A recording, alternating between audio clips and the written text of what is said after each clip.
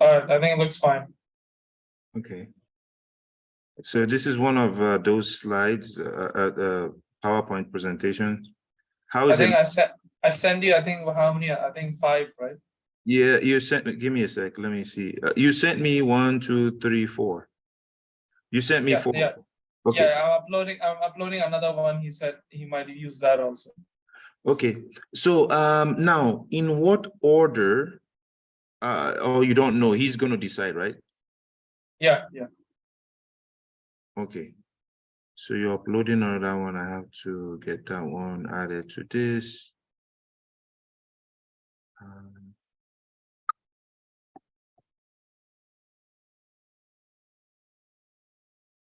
Yeah. Yeah, sound good. Yeah, just mute yourself on Zoom. All right.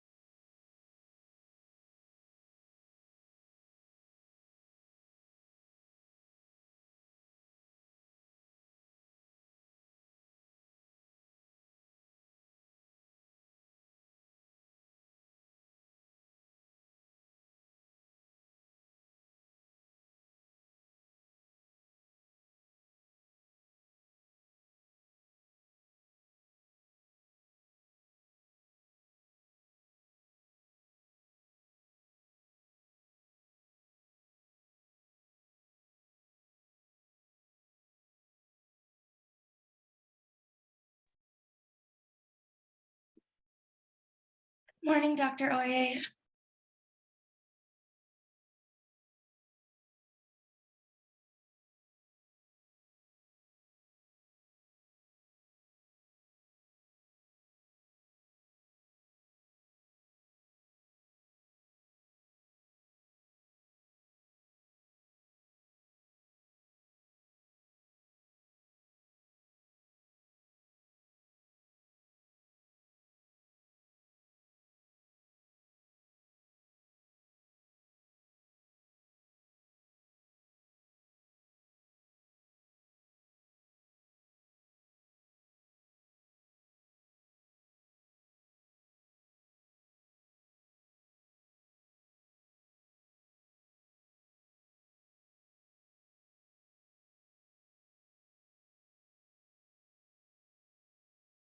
You.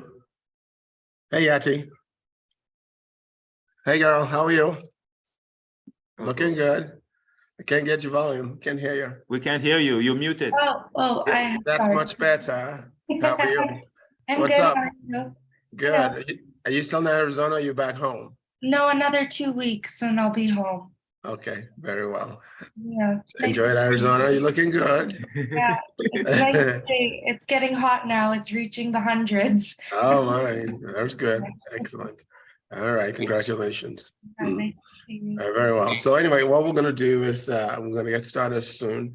And then our first speaker will be, I'll introduce Dr. Sangodeyi as first speaker.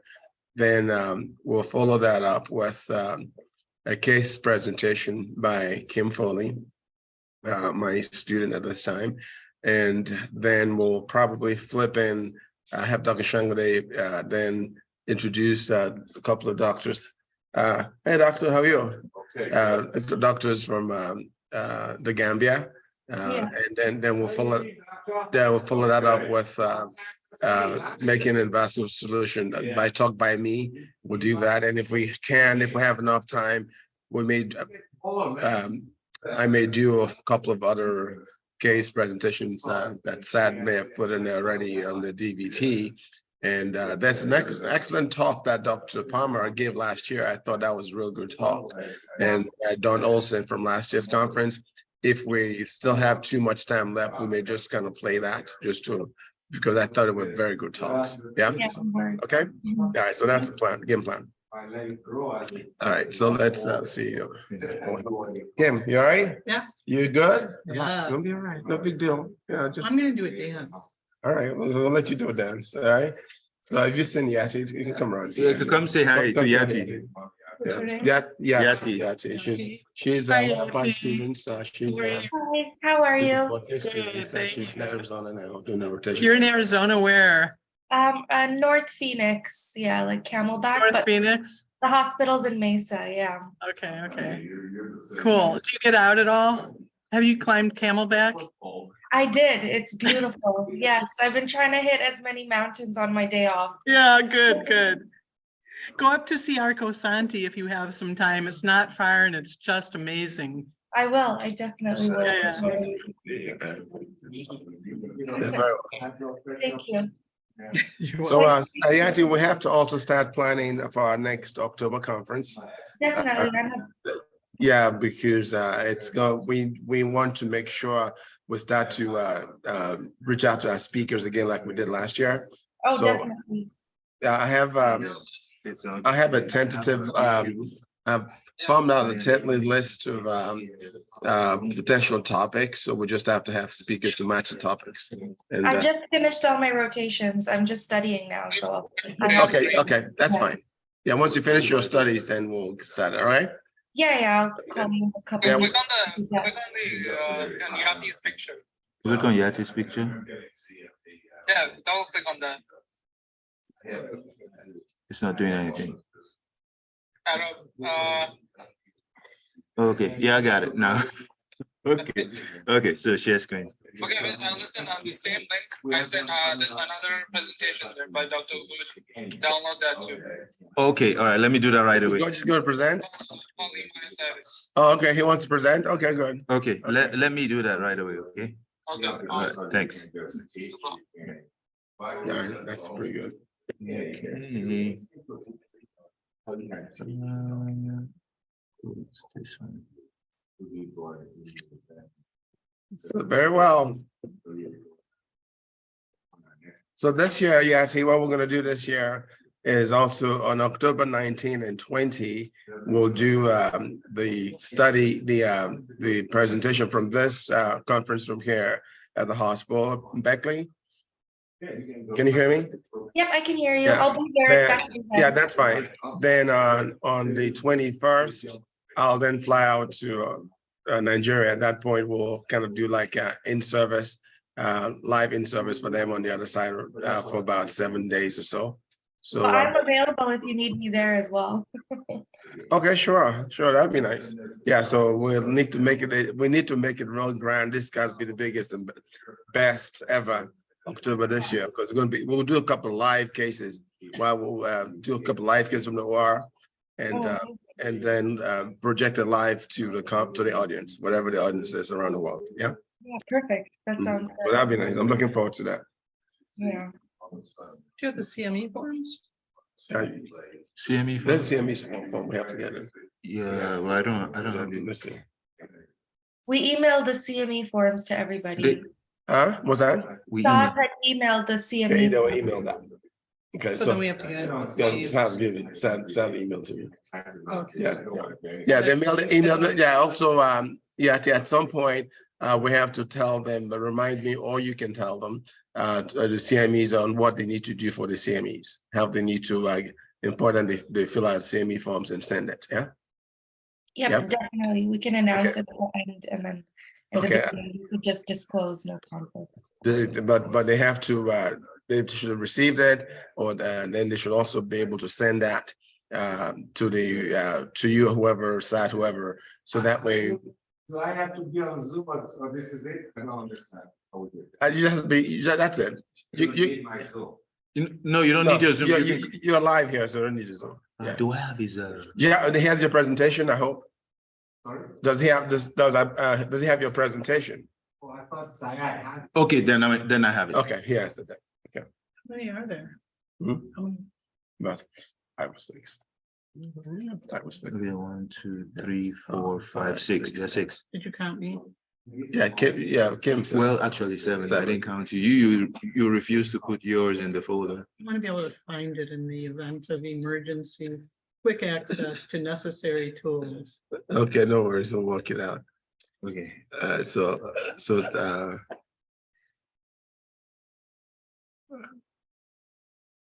So let me do Dr. Sangodeyi first. Okay. Then I'll. Which is his own? Dr. Shango, where's your, where's our here? We'll see it. We got you. The notes. Right, that's it. After him, then I'll do mine. Okay. Then I will, kill some personnel time. Then we'll then do the case study of Kim and we'll keep moving on. Yeah. Ready? Give me a second. Good morning. Hi, how are you? Let me start sharing the screen. Yes, please. This guy's I haven't called back. The guys from Gambia. How many people are out there? Somewhere around the world. You can't tell how many participants? Well, look on the screen.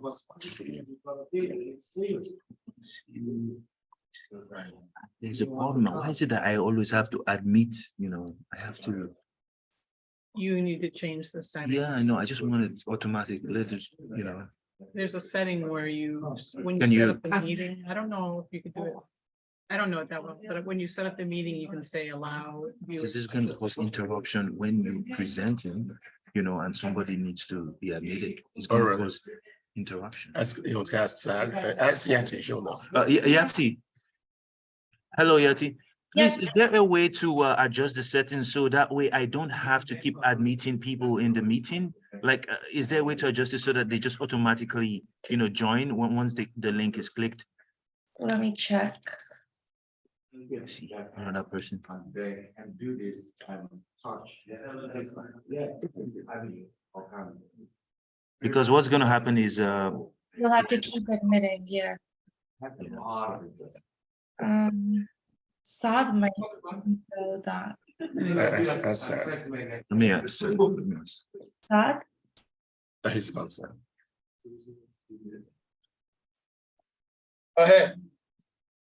Yes, sir. It is, Do you have to keep admitting people? They don't Yes. automatically join? yes. Okay, let me see.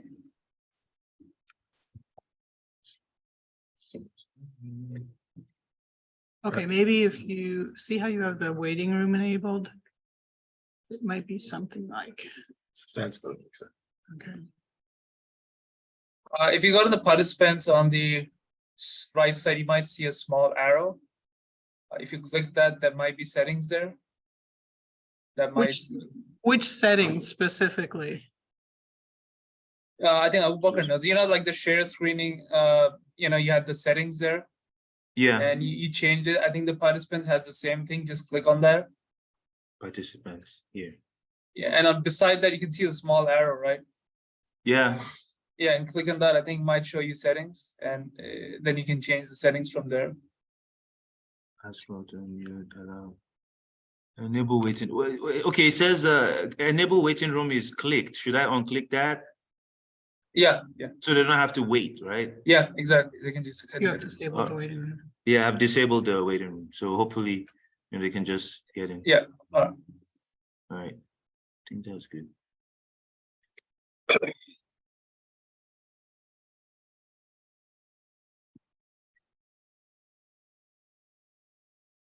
Are you able to see the slide?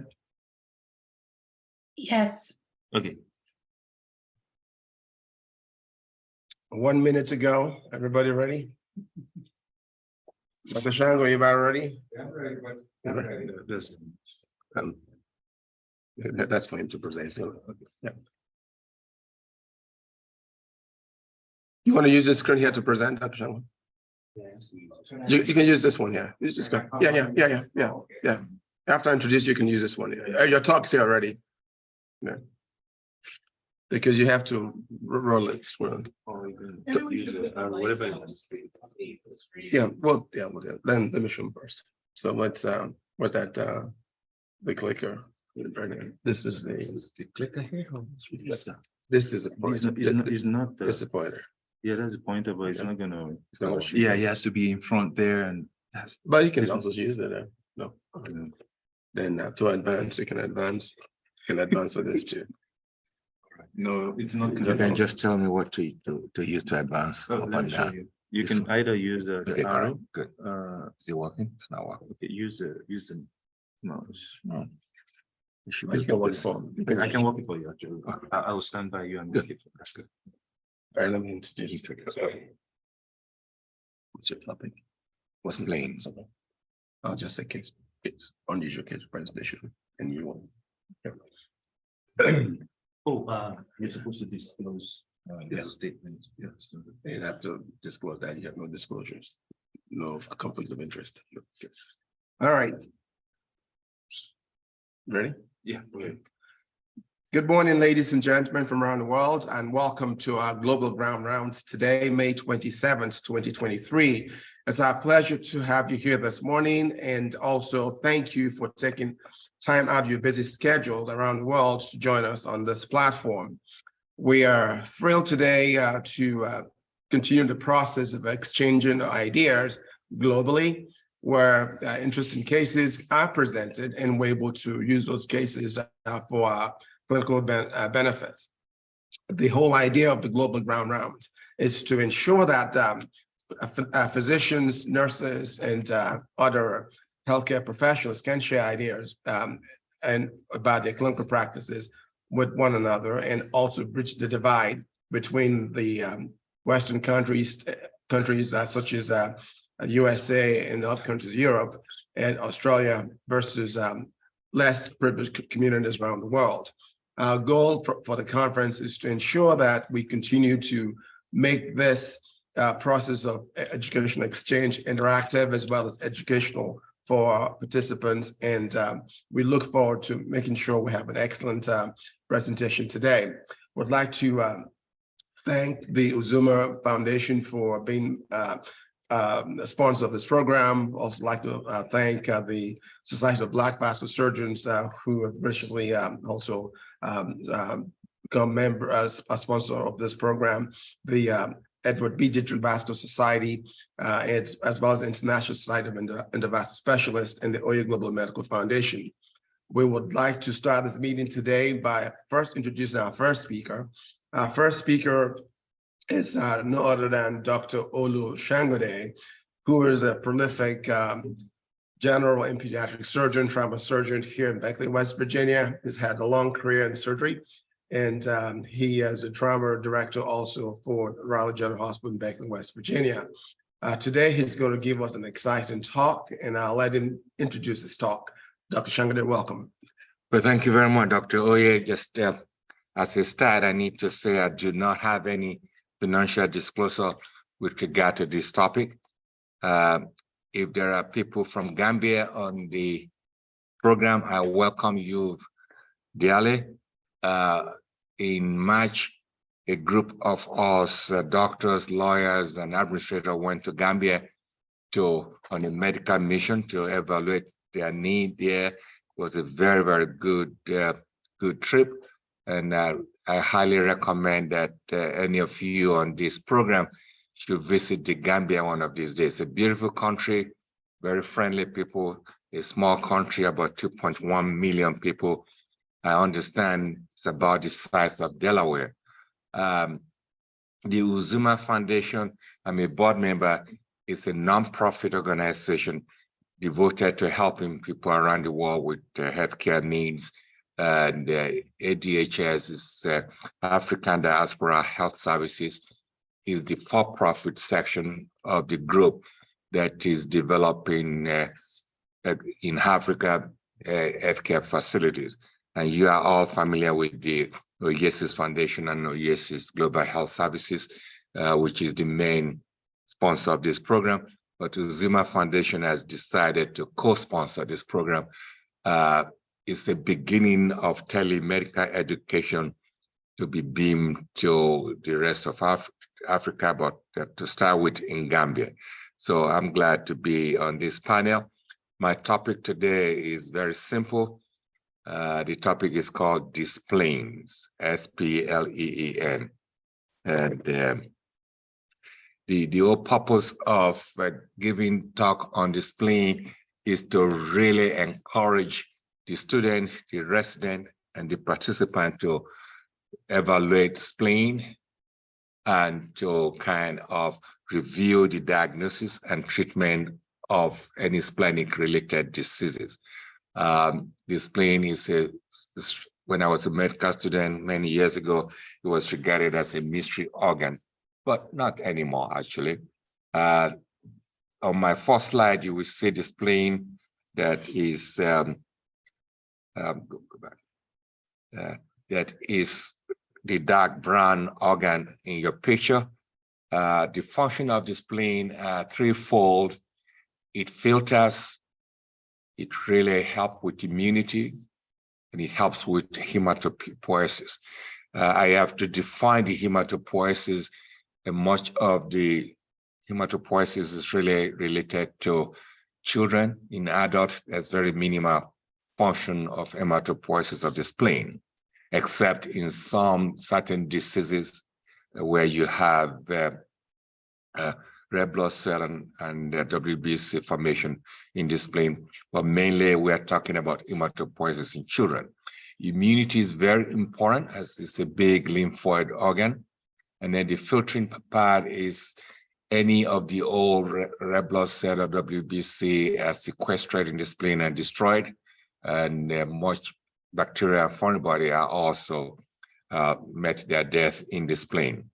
Now, we're just going to talk about a few cases of splenomegaly, and I'll have four cases to kind of represent this, but there is a lot of splenomegaly reason, but a few of them is sickle cell disease. Since we are broadcasting to a part of Africa, sickle cell disease is a major problem, especially in Nigeria and among the Yoruba ethnic group.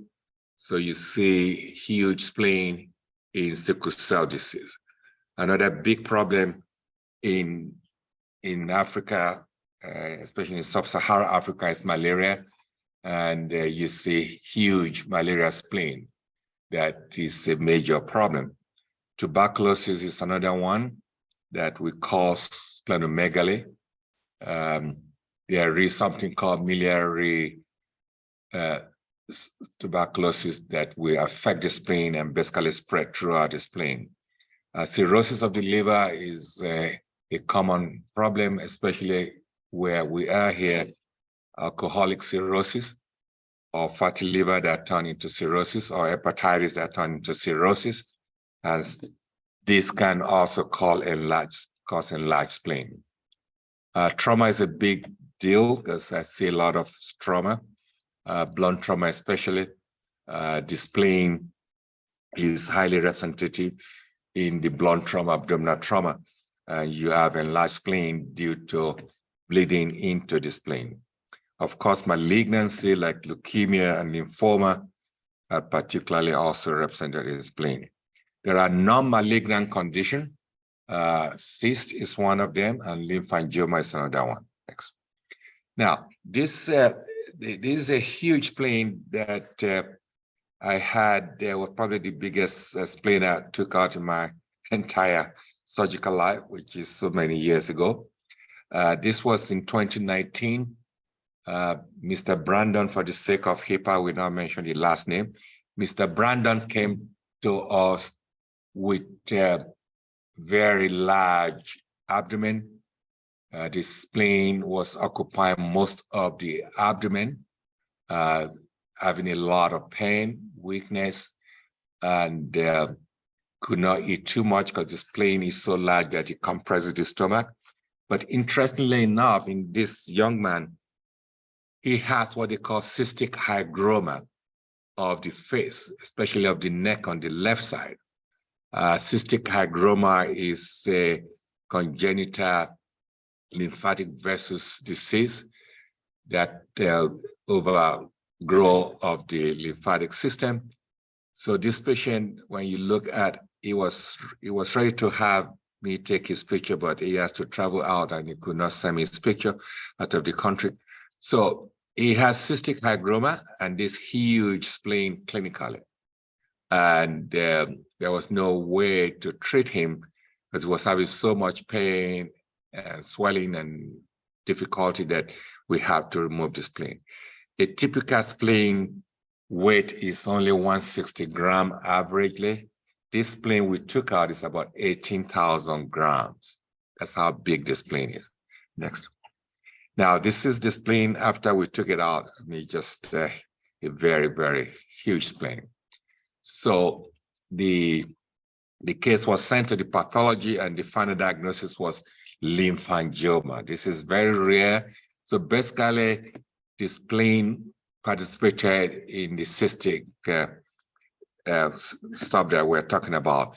You could see there was area of infection, some cholesterolosis and calcification, but this spleen weighs over 18,000 grams.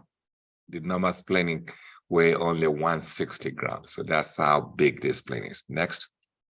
Now, this is splenic trauma. This gentleman is my friend. I've been taking care of him for quite a while, and he was involved in motor vehicle accident.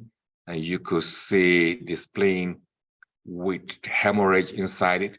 This was a grade 3 splenic injury. We graded splenic injury from 1 to 5. Grade 1, 2, 3, 4, 5. The 5 is the most destroying thing, that you have shattered spleen and a lot of bleeding to the abdomen. Usually we try to salvage the patient by just taking the spleen out and clean out. Stage 1, 2, 3, we try very hard not to take the spleen out and manage them non-operatively. Stage 4 depends on how stable they are. But this gentleman had stage 3 splenic injury, and we managed without taking the spleen out. Go ahead. Yeah, this is, I believe, this is the same patient with just showing you a portion of the CT scan that really show the large hematoma intrasplenic. Next one. And just next one again. Good. So this is this case 3. This is leukemia. This patient has chronic lymphatic leukemia and came in. This is actually Dr. O, one of the young Nigerian surgeon that is with us here at Raleigh General. This patient came in, is known to have chronic lymphatic leukemia, and came in with dropping blood pressure, and the CT scan was suggestive of ruptured spleen. So to salvage him, they just assumed it was because of the massive splenomegaly that ruptured. On CT scan, there was blood everywhere, and the surgeon actively went into surgery to salvage the man and remove the spleen. Next. Yeah, this is one of the operating room nurses holding the spleen like a baby, and a delivered baby. It was a huge spleen. Let me just emphasize, this young lady allowed me to use her picture. Is wearing a mask, so you cannot really recognize her, but Dr. Oye definitely know this girl because she works closely with Dr. Oye. Is one of the tech in the operating room. Nice lady, very, very good. So this is the spleen of this gentleman, is the CLL, chronic leukemia. Next. And this is the same man with blood around the spleen, as you could see. Next. Okay. So now this one is a young lady that is actually currently in the hospital. This was in January of this year. Came in with left upper quadrant pain, swelling of several months duration, getting worse. So we did a CT scan, and you could see the big splenic cyst. So the question was, what is the cyst due to? Is it there was no history of trauma? This patient has never left this country, does not have any SHEEP, SHEEP, in her environment. She doesn't eat raw food. And the question is, why does this young girl have a big cyst like this? What we did, because she's young and because we tried to salvage spleen and not just take every spleen out, we decided to use interventional radiologists to drain this cyst. And it was satisfactorily drained. I don't have the post picture to show you. Unfortunately, a patient just got readmitted 2 days ago. This presentation was in January of this year. Now, she went for about 3 months without any problem, but last month she started developing the same symptom again. So the cyst has recurred, and yesterday I sent her back, and this cyst actually is bigger than what you have now. I sent her back for drainage by the interventional radiologist. The question is, why is this cyst reoccurring? So there's a case which used to be an resident probably know called echinococcus cyst, which you should go and review when you leave this place. We don't normally see echinococcus cyst in this area, but as previously hinted, if you eat raw sheep or you are raising sheep in your household, is one of the possibility that you can get, or you eat raw food. So I talked to the pathologist, and he recommended that we should do a echinococcus antibody. So I've not got the result back, but I doubt if this is going to be a echinococcus. But the other question is, what do we do if the cyst recurs? We thought about sclerosing the wall of the cyst. We just went back again. Echinococcus cyst is mainly usually in the liver and the lung, not in the spleen. Spleen is a rare place to be. So the more reason why I think this is just a simple cyst. We don't usually see so the question is, what do we do if after draining, which they've successfully done yesterday, what do I do if you come back? This young lady is insisting that she just take the spleen out. We are trying to say that's not a good option. There's something called sclerosing agent, like alcohol, that we can inject into the wall of the cyst and kind of fibrose the cyst. I'm doing some research now to see whether that's a viable option.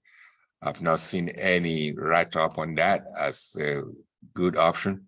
So we are debating on what to do, but if this lady allow me to inject sclerosing agent into the cyst, we would do that knowing that this is not universally a treatment option, but we probably don't have much to lose. If it fails, we'll just take the spleen out. So this is, as of now, we are calling this splenic cyst. Next. Now, if you take a spleen out, when I was doing my pediatric surgery training in Denver, we tried very hard not to do, and even with stage 4 splenic injury in children, we try hard not to do any splenectomy, because there's something called post-splenectomy sepsis. It's not a common thing, but when you have it, it's a major problem. So there are certain bacteria, the encapsulated bacteria, that the post-splenectomy patient is susceptible to. And these are Streptococcus pneumonia, Neisseria meningitis, and Haemophilus influenza, and other bacteria. But those are the 3 main bacteria that they could easily get infected with. So what do we do after we've removed somebody's spleen to prevent them from having post-splenectomy sepsis?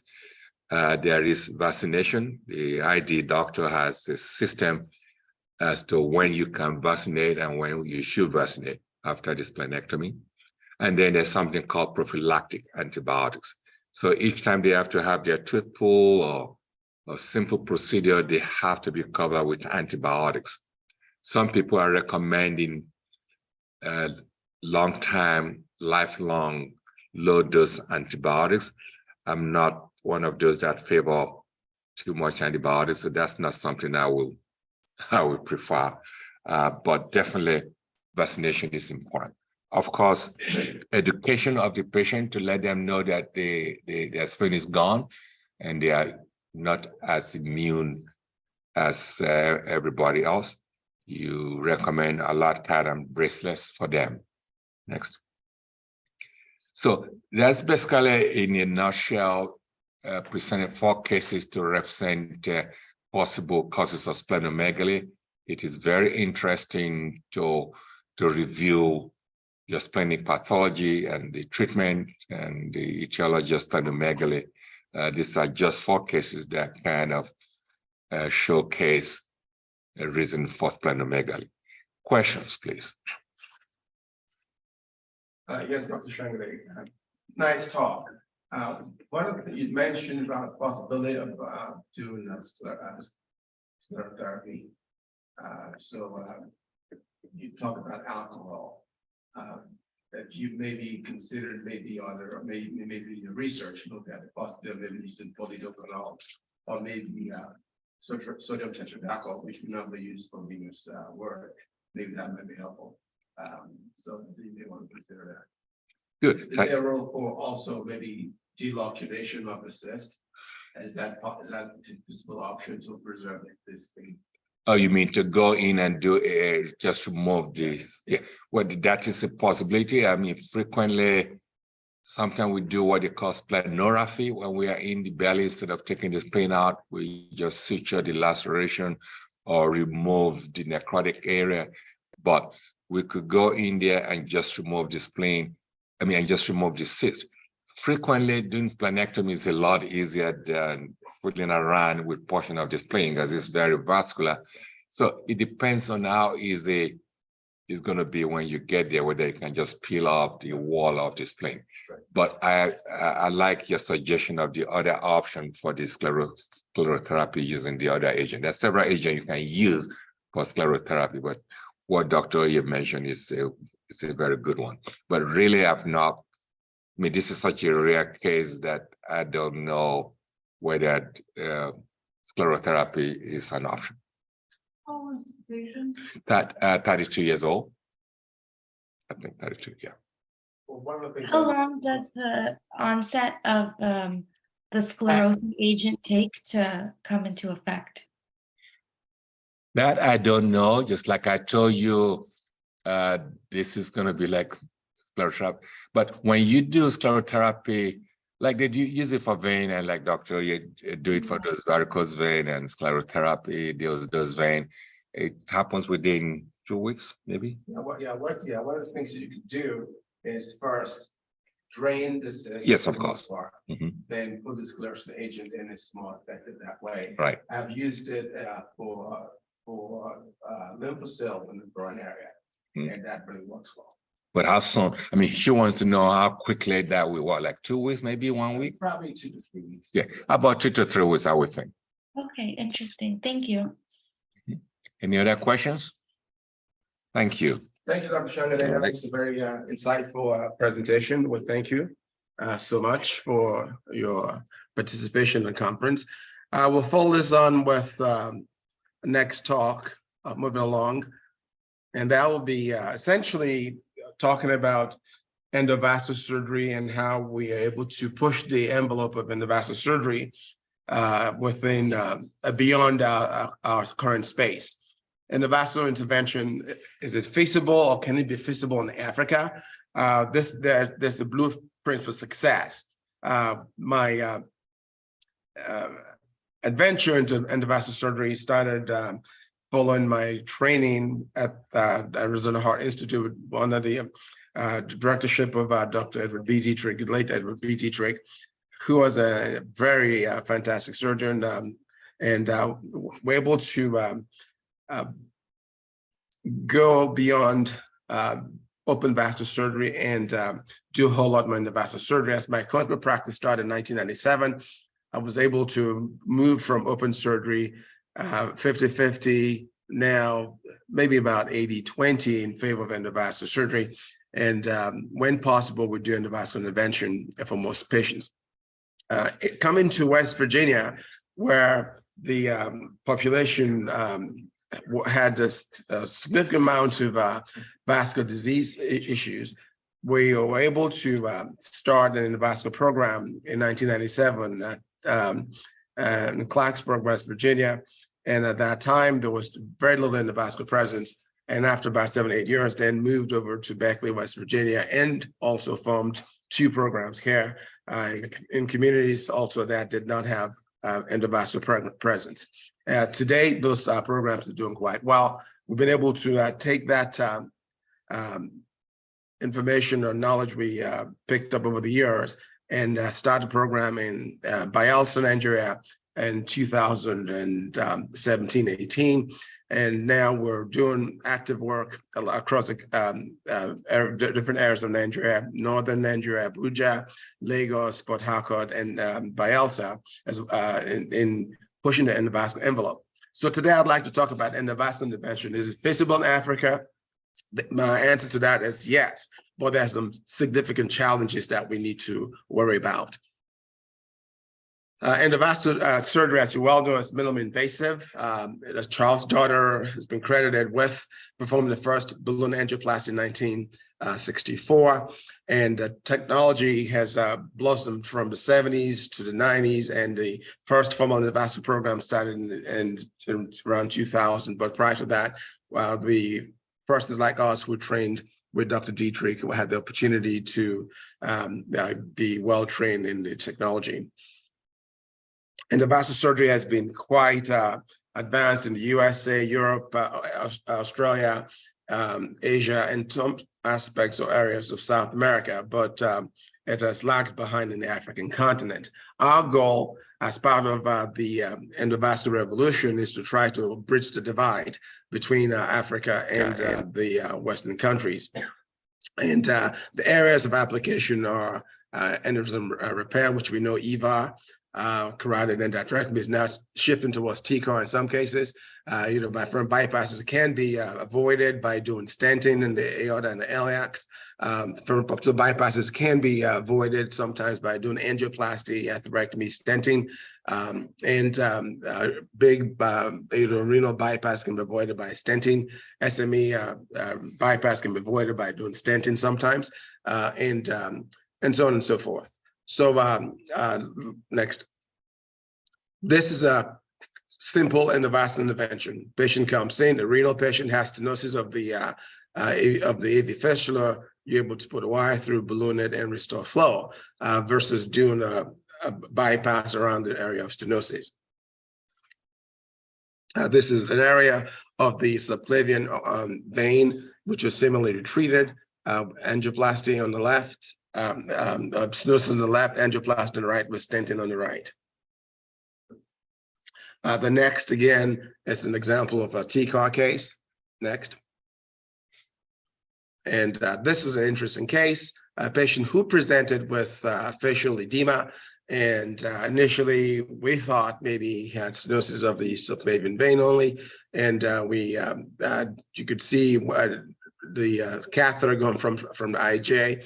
We identified an area of stenosis, and lo and behold, we also did see an area of aneurysmal dilatation in the middle picture, which was sacral aneurysm. So we treated both the stenosis and the aneurysm by doing balloon angioplasty and putting the covered stent and restored flow. This is another patient with renal patient, of course. On the right-hand side, you can see the permacath. On the left-hand side, you see the stenosis, which is treated very easily with endovascular intervention. And you can see the flow before and after. This is a patient with an ischemic leg who had right femoral artery intervention. And you could see again, part of endovascular techniques also is to always try to do minimal intervention when you can to restore flow. You can see the balloon angioplasty being done, and the final picture on the right. This is a case, interesting case, 91-year-old gentleman who had abdominal aortic aneurysm, oxygen dependent, was still active, drives his car, and moves around quite well. Again, had 5.7 cm abdominal aortic aneurysm. He was treated with EVAR. Additionally, he had a large inferior mesenteric artery, which we treated with coiling. You can see the coil noted in the picture here. You can see the coil right there of the inferior mesenteric artery. He also had coiling of the hypogastric artery on the left. He's doing quite well. Again, the key areas of interest are aneurysm care, stroke care, controlled blood pressure, amputation prevention, ischemia, claudication respirant treatment, dialysis care, and cancer access care. Those are areas that endovascular technology could be helpful. Some major companies that are providing care for the endovascular work.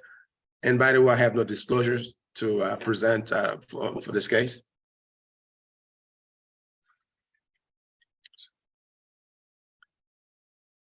Why is there success for endovascular programs in the Western world versus Africa?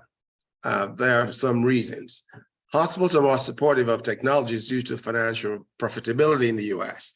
Access to resources are readily available, like a cath lab and hybrid ORs in the US and Western countries. Industries have mutually beneficial and financial arrangements for procurement of equipment and devices. No concerns about power shortage to run this equipment, and trained staffs are readily available, even though the COVID has become a major issue with staff retention. But all in all, we're able to still get staff. Healthcare costs are subsidized by Medicare and Medicaid and other private insurance companies. And per capita income in Western countries definitely much higher than in Africa. What are the fundamentals of endovascular surgery, the ABCs? Very important to know that. Conduct a proper and thorough physical examination anytime we engage a patient that may have a problem as we're trained in medical school, the history and physical, 90% of the time will give us our answers. Again, the confirmatory tests like the ultrasound, the CAT scan, CT angiogram, allowed catheter arteriogram, all that are done with the intent that we've made our tentative diagnoses. Again, in endovascular surgery, there are complement of wires that we use, different sizes, 0.05 inch, 0.018 inch, 0.014 inch, light wires, stiff wires, and light catheters. All those things are things that we need to have. But just because you have a bunch of tools in your endovascular toolbox doesn't mean you have to use every one. So we have to be selective in patient recruitment for appropriate intervention to get good results. Treatment can be performed nowadays not only in one direction, we could be bidirectional. We could go from the one groin to the opposite groin to the opposite leg. We can go from the leg up retrograde, or we can go from the upper extremities down. So there are always options to treat patients. Next. Balloon angioplasty can be achieved, and there are different types of balloons. Different companies are bringing different balloons.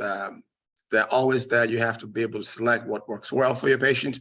And nowadays, as one of my young doctors will present today, we'll talk as the case study presentation that uses a special balloon that you may want to look into in a few minutes. Next. Again, anticoagulation is important when we treat patients. The usual standard for vein disease, Coumadin, Eliquis, Xarelto. When we do procedures, we can use closure devices or we can use digital pressure. Depends on the situation that we have. Patients can go home within a few minutes to a few hours of intervention. And again, the advantage of doing intervention in the cath lab or the office-based lab setting is the fact that you can use very minimal sedation. Again, what are the challenges we face in Africa? Few endovascular specialists are available to provide care, and solutions therefore would be to do what we're doing today, being able to provide a means of exchange of ideas where persons who are interested in endovascular technology can learn from experts and continue to improve their skill set. Actual training programs like we do have every October. We have the Endovascular Conference for Africa, where we do live presentations for them to train them and also bring them up to speed on some of the things that are what we do in the US. Again, few international endovascular companies have vested interest in Africa. So we have to change the dynamic and we have to arouse their interest. The universities back there in different African countries therefore have to engage their biomedical training, improve that in universities and vocational schools, so we can at least try to see ways to provide, make some of this wires and stents and balloons that will decrease the cost. The per capita income is definitely lower in these countries, and patients cannot afford the high cost of endovascular technologies. So we have to come up with creative ways to make sure we're able to provide the service. It's disheartening to go out there and see patients losing limbs because they are not even offered basic endovascular options and just go straight for amputations. Again, it's a major problem. Security concerns are there, and we travel around, but we make sure that we're secure when we do travel. And again, it's important that dependable power sources available for managing this, providing care for patients. In addition to that, governmental regulation, when necessary, should be considered. Again, what are solutions we've come up with to improve the endovascular presence in Africa? We'll be starting a pilot endovascular program, centers of excellence. The OBL model could work. That would decrease the cost significantly and prevent high hospital, long hospital stays. Once successful, similar centers can be set up in other major capitals in the continent, and we can improve business operations by avoiding diesel generators and considering more solar technologies for power sources. Improve security is important, and continuing medical educational conferences such as this and the endovascular conferences that we provide and the seminars we provide from time to time, and actual in-person training programs, hands-on training programs will help that decrease the endovascular divide or bridge the gap between Africa and the USA. And again, one of the big things we are trying to do is reverse medical tourism. A lot of Africans travel from Africa, the people who can't afford help. Often people just go to London, US, India, Israel, travel far and wide. But the average person who does not have the resources to do that may not be able to do that. And so our ability to reverse medical tourism, when we're able to provide some of this service there in those countries where people who can afford to be treated are able to stay and get a treatment, is definitely a lot cheaper for them, and also put some resources back into their countries.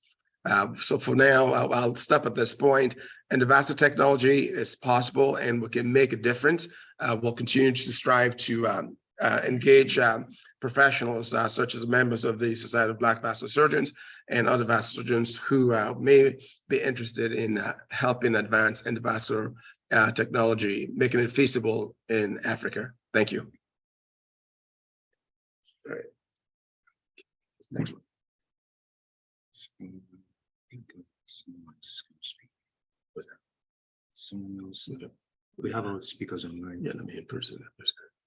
I just had a few questions. Yes. And yeah, I really appreciate what Dr. is doing in furthering this technology in Africa. I was in Nigeria last year in April, and I was really surprised about the use of solar energy in Lagos and Ibadan. Everywhere I go, there is some solar energy stuff. And when I was in Gambia, for a small country, there was a lot of solar energy technology already in place. So hopefully, as things improve, the energy situation will improve to the point that we will not have the power loss like we usually right now. With regard to the reversal of people running away from the country to go to Europe or USA or India to get treatment, I think that is going to happen soon because there's first-class hospitals now in places like Nigeria, South Africa, and Ghana, which as we continue the ratio projection always run away with be able to stay in this kind of technology are available to them without them wasting government money or their money.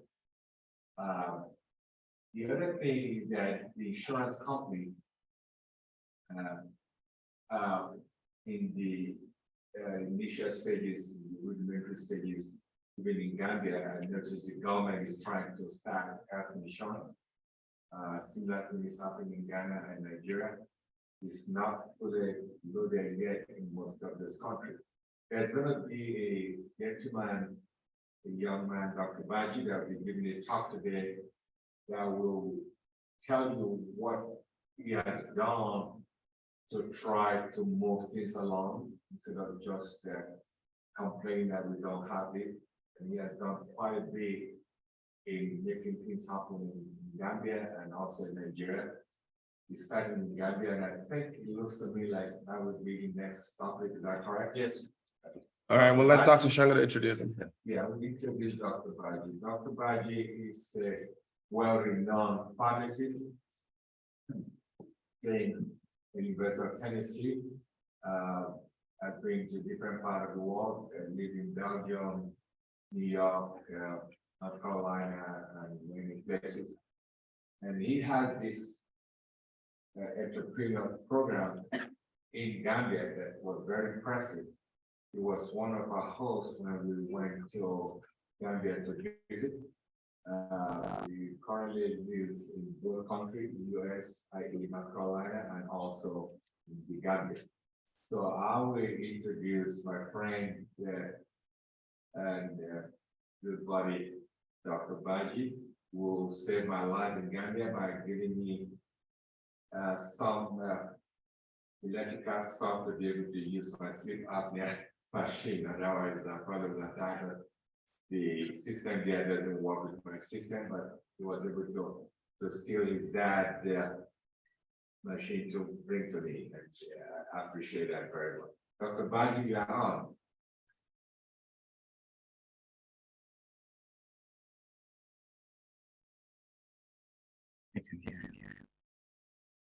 Yes, thank you guys. Good morning over there. Could you guys hear me just well? Yes. Yes, we can.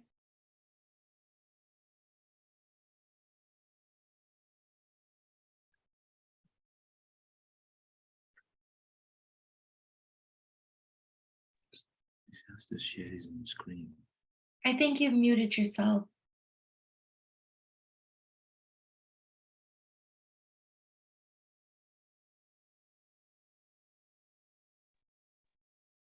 All right. Can you guys hear me just well? Yes. Yes.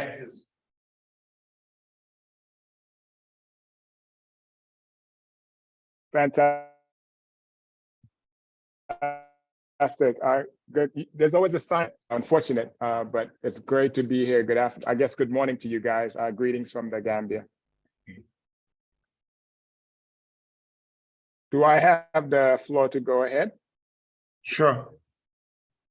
Excellent. Thank you for that kind introduction, Dr. Ola. Is really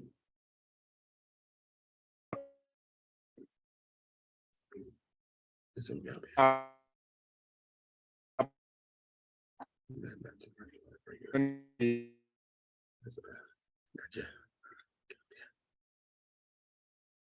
think it has some internet problem here.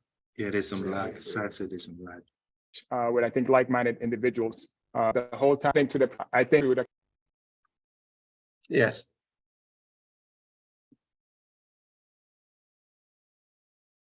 Okay. Let's see. I might switch to. Allow me just to switch my computer mic. I think it might be better than the headset.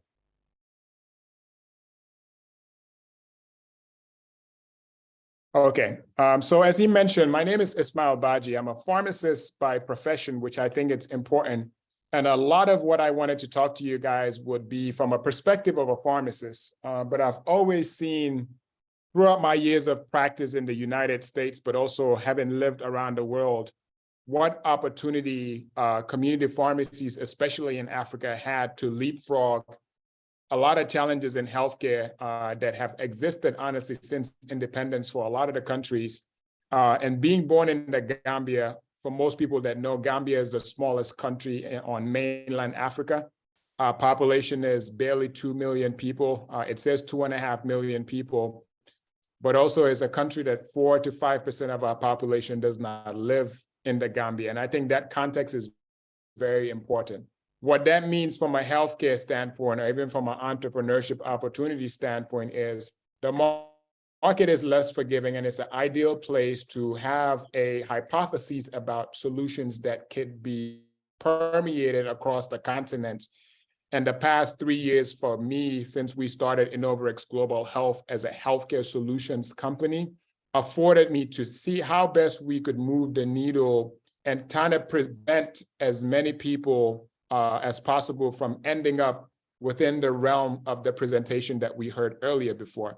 I'm not sure if I have control over the slides, but we could transition to the next slide, which kind of gives you a picture of Africa. I think this slide is extremely important because oftentimes I have found that so much of our conversation about Africa, I'm not saying it's misguided, but I think we miss an opportunity to zoom in a little bit more.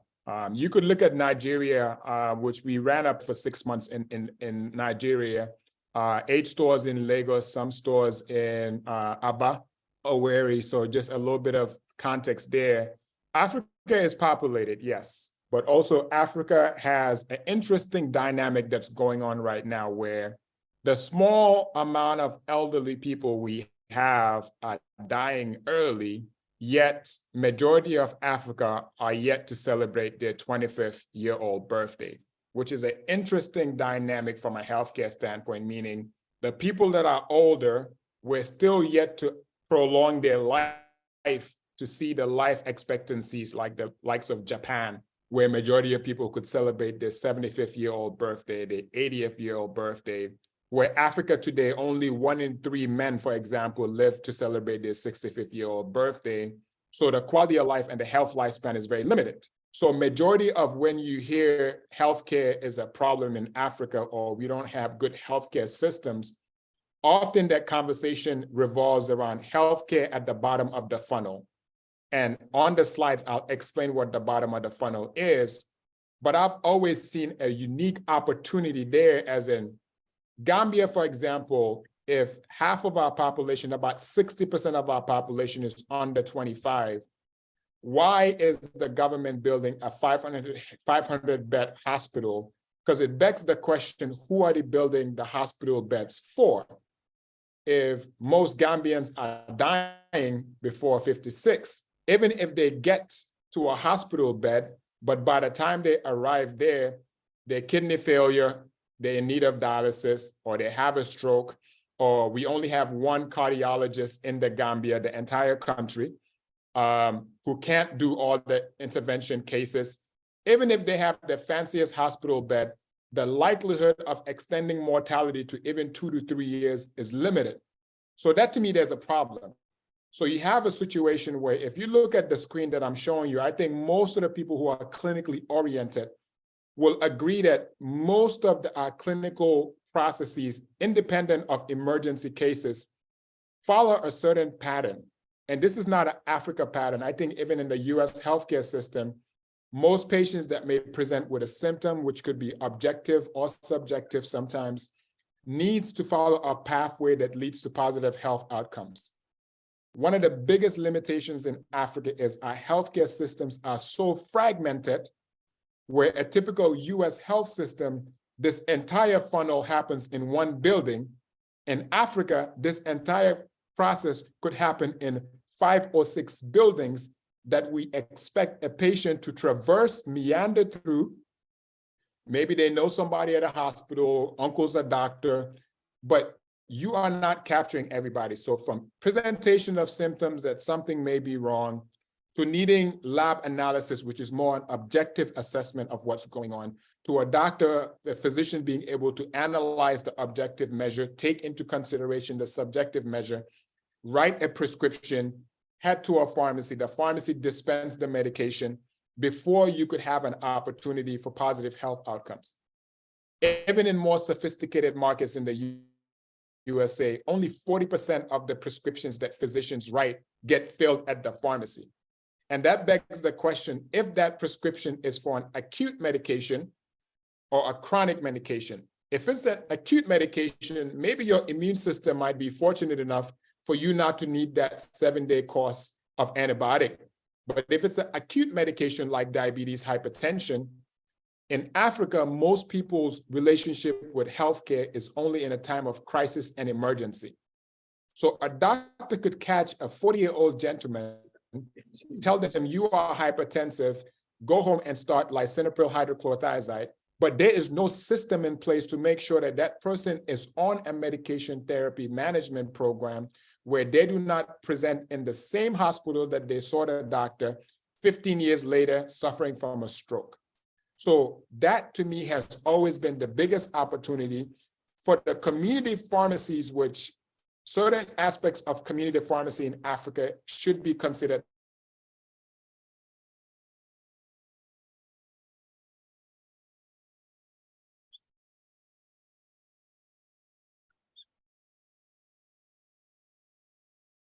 I think it's internet.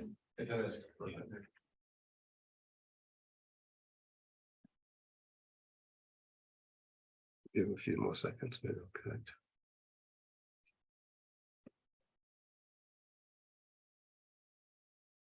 Who's next after him? I think some other person from Gambia. Okay, we'll do that back to back in a bit. Okay. Just to get all the. Okay, I'm not. Give me a second. Let me quickly ask him. Yeah. Looks like we have some internet connectivity issues. Hopefully we'll get that straightened out.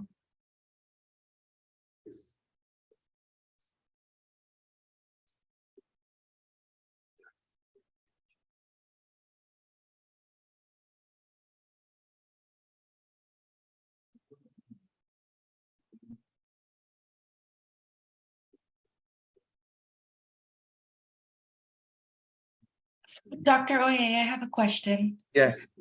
In his presentation for Nigeria specifically, he talked about how there was about 2,700. Apologies, guys. I think I'm back. I lost you there for a second. Yeah. But as I was mentioning, how pharmacy practice is being handled in Africa is malpractice from a pharmacist perspective. Because you could walk into any community pharmacy in Africa, ask for metformin 500 milligrams, quantity 20. You could ask for amoxicillin, quantity 100. You could ask for Viagra, sildenafil 100 milligrams, quantity 60.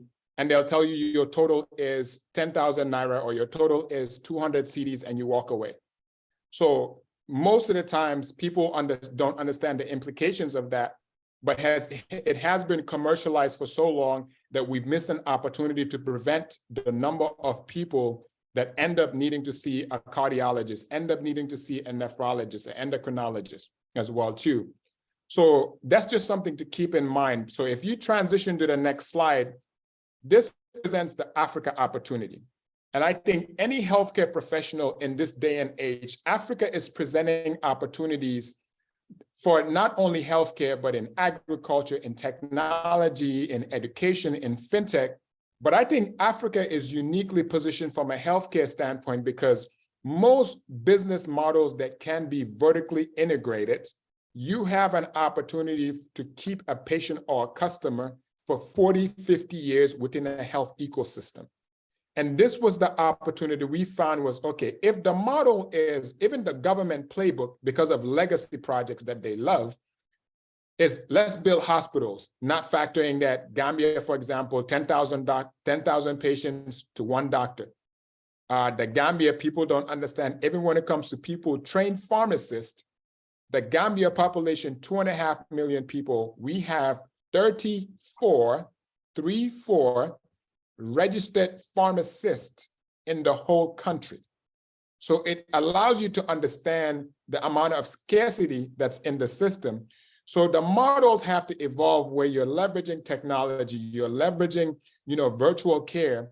But Africa, based on how young the population is, our estimated population over the next 10 years, we have a massive opportunity from a not only from a business standpoint, but from a sustainability standpoint, where healthcare has to be a core focus where we balance it out between preventative care management, which is the top of the funnel to prevent the amount of people who need healthcare down the line. And that's the opportunity that, as somebody who was practicing in the comforts of the USA, I saw an opportunity to leverage where healthcare is going as a model for Africa, where the community pharmacy now becomes the anchor of providing care on a continuous basis. And it's something interesting. If you look at the next slide, because obviously healthcare, sometimes there could be a negative stain on healthcare being seen as a business proposition. But anybody who knows healthcare, even in the USA, massive health systems are ran by people that have MBAs and not people who are medical doctors. Where Africa is uniquely interesting, where people who have been trained to provide clinical care are removed from the patient room and told to run institutions and sometimes government offices. And it's flawed in that sense because we already have a problem of scarcity. So most health systems don't have an element of sustainability, because my biggest frustration, even with Gambia, is why do we have a situation where there's 10,000 Gambians to one doctor, yet for the past 20 years, our ministers of health are one of the physicians who should be in a patient room, but now they're political and they're administrative in nature. It's hustling backwards from a healthcare standpoint, right? But from a commercial standpoint, Africa, Gambia, Nigeria, Ghana, if you look at the next screen, all of you guys that may be in the diaspora will resonate with the next screen. Most people in the diaspora who have a loved one healthcare is an area of life that they lose sleep over. Most of the remittance that is sent to Africa for healthcare is managed in the most inefficient way, because going back to the fragmented nature of healthcare, by the time you Western Union that $500, you are unable to see what the creatinine level is. You're unable to see what type of digital imaging that they receive. You are unable to see whose grandmother's nephew is the one who went to a neighborhood pharmacy to buy the lisinopril, or they walked outside their house and somebody with a wheelbarrow gave them lisinopril and they took it because it's, you know, $300 cheaper and just gave it to their grandmother. It's insanity how the diaspora has been engaging with healthcare on the continent, which is why the health outcomes are relatively poor. And unfortunately, most people in the diaspora that have been pumping money on the continent have no idea to predict if they are giving their loved ones an opportunity to live a little bit longer. So, which is why a lot of African grandkids don't know who their grandfather is. Because by the time your grandkid is 5, 6, 7 to form memories, grandpa died when he was 56 from a stroke. Grandma died when she was 72 from diabetes. But we're pumping upwards of billions of dollars on the continent, yet our ecosystem is void of organized healthcare solutions companies to efficiently manage conditions like diabetes, like hypertension, being able to leverage last mile delivery, to have a subscription type program, which is what the inaugural global model is, where once we know that somebody has a chronic condition, we could follow them through the life cycle of their health journey. And I always tell people, we're not in the business of providing miracles, because oftentimes Africans are also more willing to pay for healthcare in a time of crisis and emergency, and they expect miracles. So if your only relationship with healthcare is in the time of crisis and emergency, you have to be willing to pay more money for healthcare for lesser outcomes. So our philosophy at Innovarex Global Health, our model is capture them as early as possible and try to keep them alive as long as possible. The sooner we capture patients with chronic conditions, the better likelihood they have to live longer. The later we capture patients with chronic conditions, meaning they are end-stage disease, the shorter we could keep them. Because our last resort is referring them to a hospital, and typically you know the health outcomes there. I'm going to paint a picture of Gambia again because I'm in Gambia. Sometimes the entire country, we could only run 17 dialysis units at the same time in the country. 17 patients could receive dialysis at the same time in the Gambia. So it's delusional to think when hypertensive, almost 4 out of 10 Gambians have blood pressure that is not considered normal. How could we help 100 people who need dialysis at the same time? So if their relationship with healthcare is in a time of emergency, they present it to Innovarex, we do their metabolic panel, we identify that their filtration rate is at 15. That conversation is no longer, hey, this is the plan.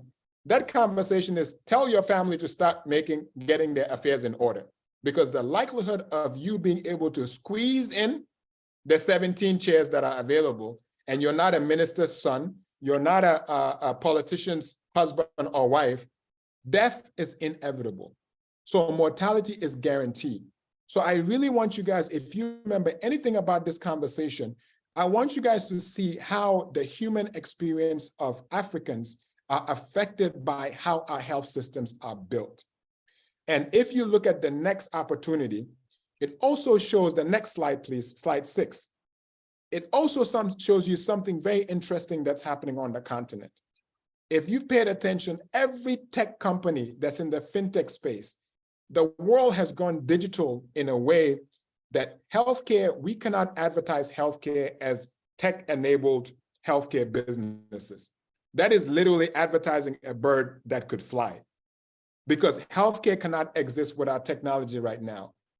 The same way technology is evolving how people transact in business, that's the opportunity once again that healthcare has to engage in commerce to make sure you remove the barrier of cost. In Novarex today, any person around the world could go online and order a kidney function test for their loved one that we will go to the house, collect the sample, come back to our facility within 16 minutes because we're using a Piccolo Express machine. We could tell somebody, physician who's in Japan, that all levels are okay. It's gone to a point where it becomes an opportunity for the internet. But I want to go back to the next slide to also show you the value proposition. It'll make sense when I mention what Innovarex is as a company, because I'm really sure, okay, what are these guys? They sound like they're doing too much. The best way to describe the opportunity that we saw is there is a space that happens between a healthy individual and somebody who is sick enough to need a hospital bed or more advanced interventions. We built our model to occupy that space between a healthy person and somebody who is sick enough to need a hospital bed. So I tell people we would never own a hospital bed. It's not in our business model. Because if you check the odds, most times, if it's a chronic condition, by the time you need a hospital bed, you are going to spend more money for a shorter amount of time of life left. And for most families, the honest conversations needs to be before you invest $20,000 for a condition that you're not going to live for another 2 to 3 years.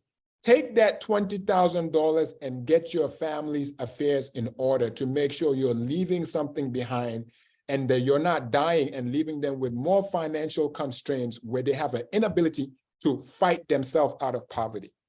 And that is also an honest conversation not a lot of healthcare customer systems are having. So if you look at the next slide, slide 8, it brings everything together. And it goes back to what Africa's opportunity is.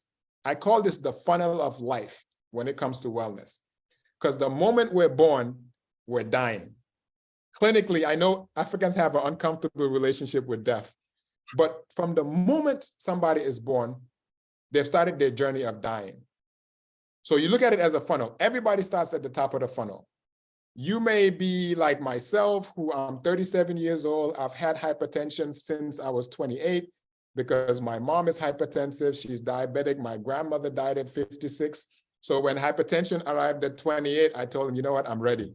Because you chose the wrong one, because I'm equipped with so much knowledge that I may not live to be 80, but I'm not dying at 56 unless God's plan is 56, right? But as a healthy individual now, you start a wellness journey where the core elements of what you need is preventative care. I need you guys to keep on the backdrop that the median age in Africa is 18 years old. So if somebody starts their wellness journey at 18, and every single year at the minimum once, they check basic things that any community pharmacy could provide, your blood pressure, your blood sugar, your body composition, most physicians could be able to gauge risk, get your family history. You could keep as many people at the top of the funnel where even individuals like myself who based on genetic predisposition will transition to a lower level in the funnel. We have history, and that's why technology is important, because electronic health record systems, people see it as a hassle in Africa. And I have patients in the Gambia where I could give you their blood pressure readings that have been taken every single month for the past 4 years of their life, because we have a continuity in care. And that's why when people tell me healthcare is expensive, I tell them no. When is healthcare expensive?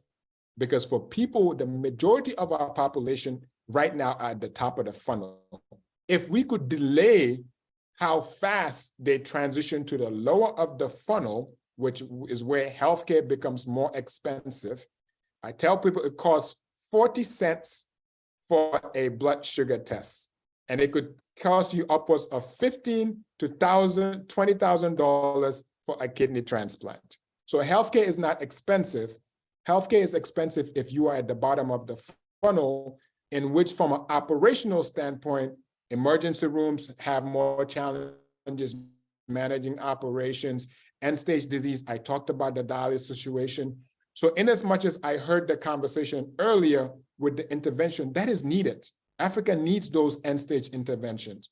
But if us in the communities are preventing the volume of people that are needing that interventional cardiologist care, instead of somebody having a wait list of 100 people, they have a wait list of 20 people. So now health outcomes improve. The doctors are less stressed. There's no need to kind of curry favor to get in front of the line. Our health system becomes more efficient.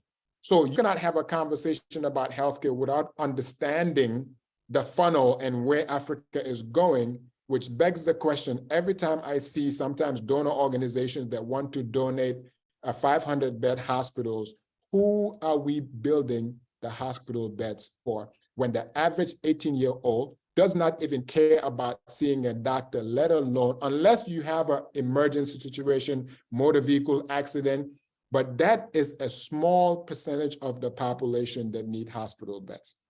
The next slide also talks about, obviously I'm a pharmacist, so some of the physicians, if you're on the call, you might think I have a bias towards community pharmacy, but I also want to show you the evolution of pharmacy. Most people druggists. So even in the USA, minimal roles, but at the end of the day, the profession of pharmacy was designed to provide solutions. The definition of a prescription is actually just a solution. In the 1900s, it could be a cough mixture that some of them, you might be lucky you have a druggist who will put some cocaine in your cough medicine and extra things, people who use alcohol and things of that nature. But now we've evolved where doctors of pharmacies are being created, where now today, the average doctor of pharmacy is the most overqualified and underutilized healthcare professional in most communities. Yet they know more about patient tendencies than the doctor who is forced to see 50 patients a day.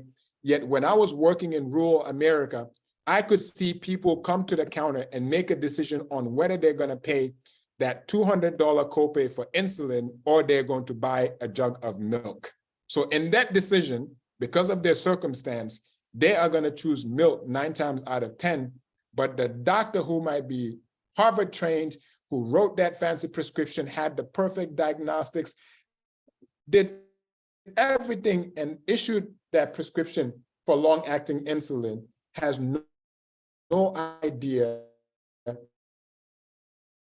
that the patient is making those decisions. To integrate the doctors of pharmacy or pharmacists in our communities and force them to actually be collaborative in practice, where now a physician knows that if I write a prescription and they go to Ismail's pharmacy, he is not only going to dispense that lisinopril, he will make sure every single month before he hands that prescription, he checks the blood pressure, because the lisinopril 20 milligrams that I wrote may still be having the blood pressures average around 140/90. So there's a need for a second agent, but he is trained to also know that a more complementary second agent might be adding a diuretic like hydrochlorothiazide, or the doctor wrote amlodipine, which we know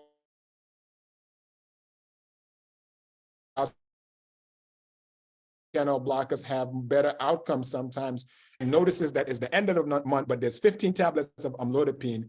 Grandmother stopped taking amlodipine because her legs were swelling up, but she did not have time to even track down the doctor who has 100 patients to see to let the doctor know that her feet are swelling. But the doctors have had such an autonomous relationship with healthcare where they're unable to track things that happen down the line. So this is just an opportunity and a plea for all the physicians to leverage end users, people who are closest to patients in the community. If you look at the next slide as I transition, it also shows you obviously the digital element of the opportunity. Going back to the power of vertical integration. People on the call who live in the USA, if you pay close attention, you've seen the evolution of the community pharmacies. That it could say Walgreens pharmacy or CVS pharmacy, but that's a health ecosystem. Because when you walk in now, there's a minute clinic. You have a nurse practitioner there who could handle acute situations and manage chronic conditions. There's a pharmacy there that now, some of them have a lab port. They're doing point of care testing.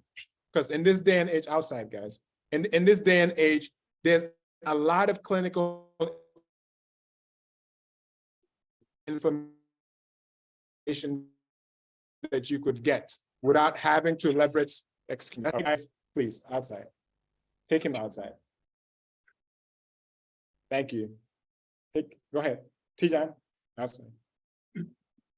Come on. One more, take him. Apologies about that. I have my nephews here. Hopefully I'll convince them to join the fight in healthcare. But there's been an evolution in healthcare, which is also an opportunity for us not to wait for 20 years for these things to happen in Africa.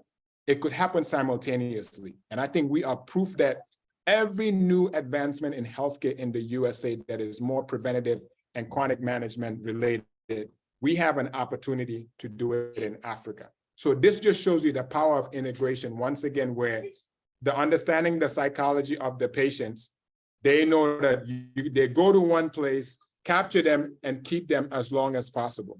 You could transition to the next slide.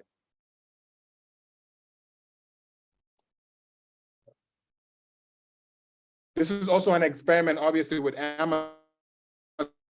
If you guys are paying attention to what Amazon has been doing in terms of having a say in healthcare, they're coming after healthcare because they know healthcare has been inefficient for a very long time.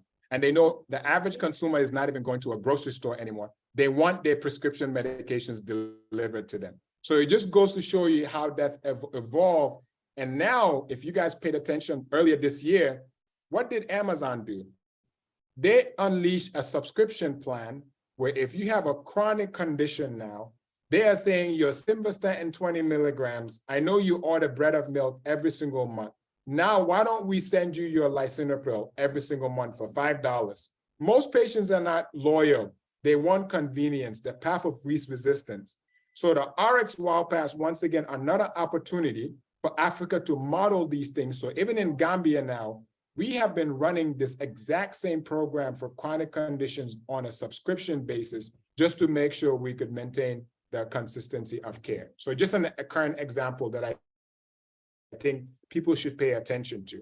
If you transition to slide 13, it also goes you what the model is. And I'm not shy about sharing what Innovarex is trying to do, because once again, Africa's population is so big, we need 100 companies like ours to not even scratch the surface of the demands for healthcare. But it just goes to show you how digitization has evolved, where it used to be RX medications and retail. Now Caremark, CVS at the top, they own the PBS, meaning they could force you into CVS, whether you like it or not, or they'll penalize you. And when you go in, they have RX medications, they have retail, they have e-commerce, they're doing vaccinations, they're doing last mile delivery, they're doing clinics, because they once again understand that majority of the population does not need a hospital.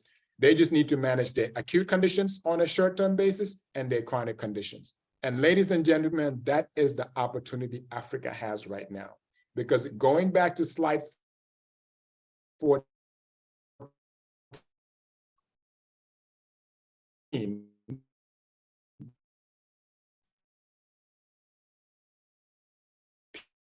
people don't realize, well, lack health being two things. See, the most populated continent, we have the greatest opportunity to innovate and fix our health systems, the top level and bottom level, before a lot of those say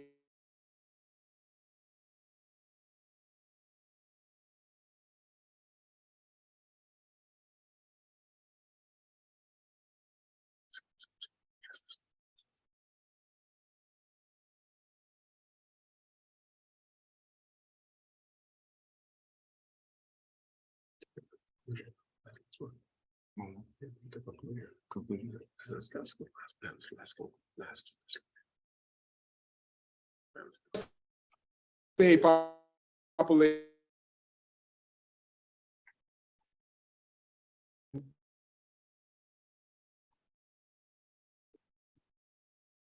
and we have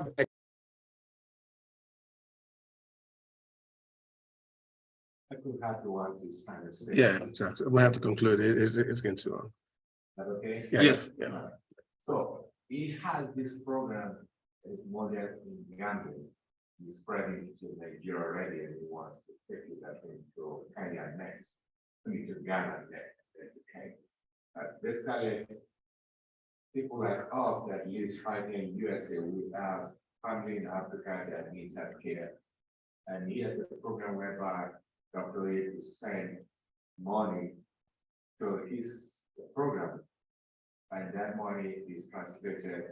He has some possible way of. Opportunity. So in conclusion, and I think that I return about how do I model service aspects, it could be preventative care.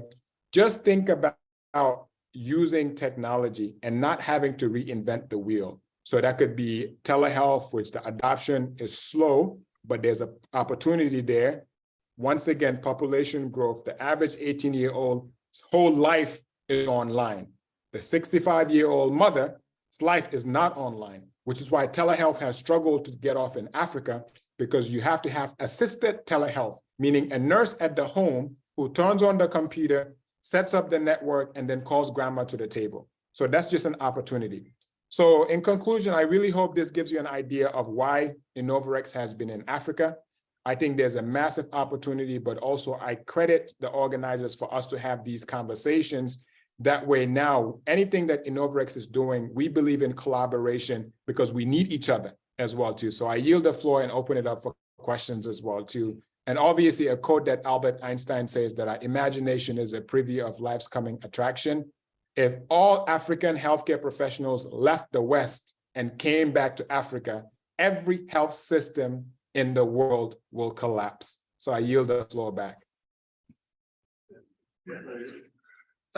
Thank you, Dr. Ismail. Fascinating talk. We appreciate your extensive work in the area of preventative healthcare and minimization of late-stage hospitalization.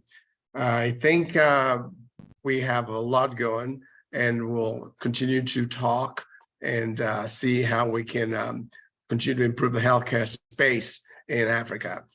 We would also let you know that we have one way to make sure that only more than 17 persons in the Gambia get treated when they have acute renal disease needing intervention for dialysis. We certainly can ensure that we have other collaborating hospitals outside the Gambia that they can easily reach for urgent care, so they don't end up dead before their time.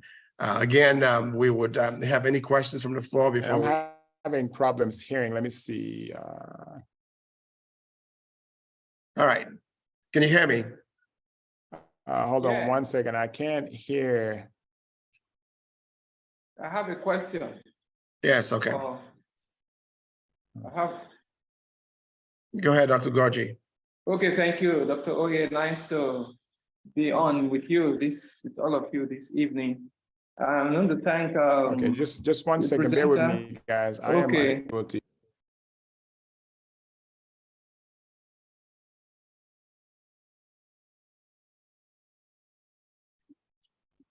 Dr. Badjie, continue question. Yeah. Okay. Yeah. Fantastic. Yeah. Can I go on? Yes. Yes, please. I could hear you. Okay, fine. Thank you. Thank you for your presentation. It's a mind-blowing one. I'm pleased. I greet everyone. I'm pleased to be with you. Sorry for I joined late. I quite agree with you. Couldn't agree any less that getting Africans at the top of the funnel is where we should focus on, and that's where the work is. You've started.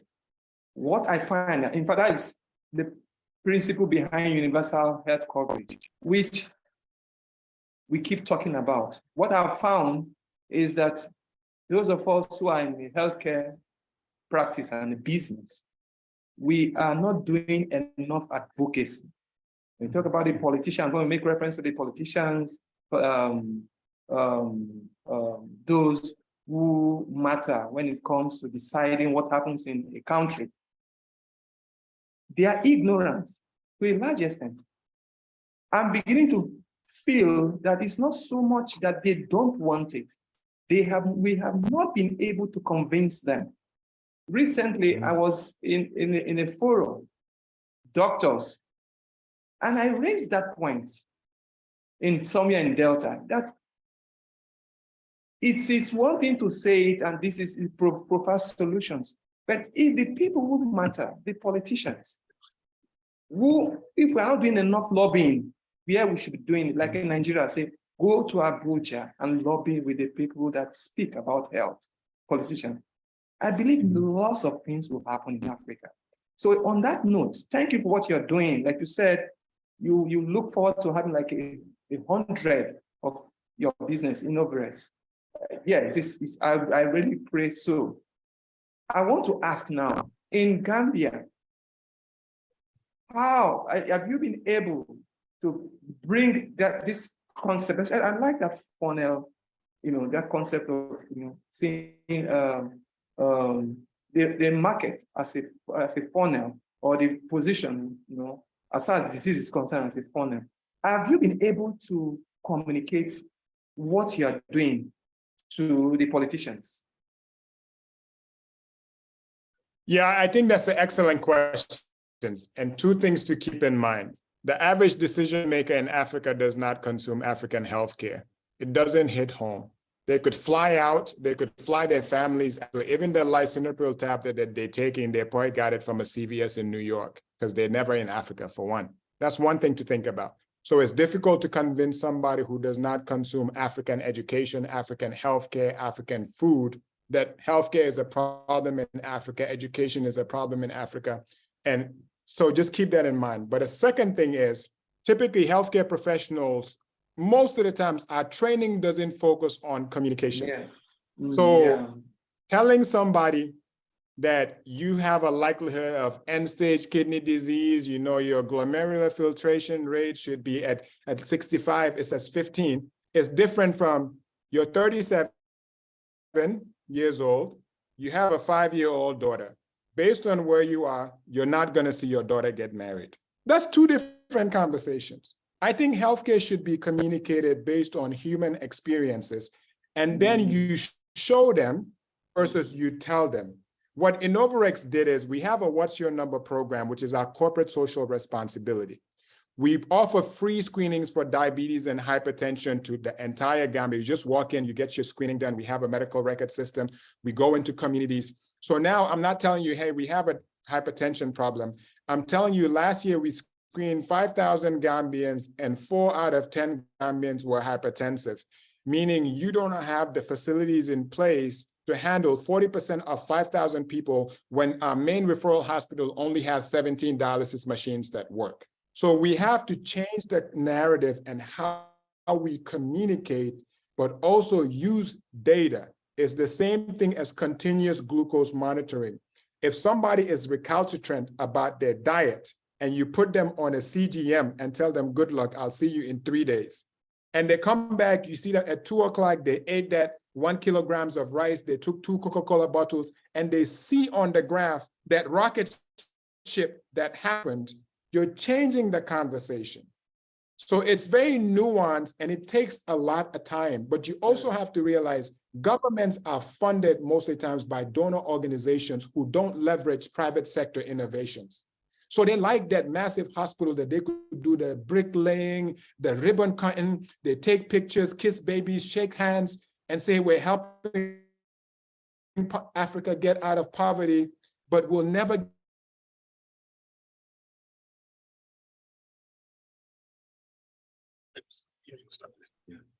Okay.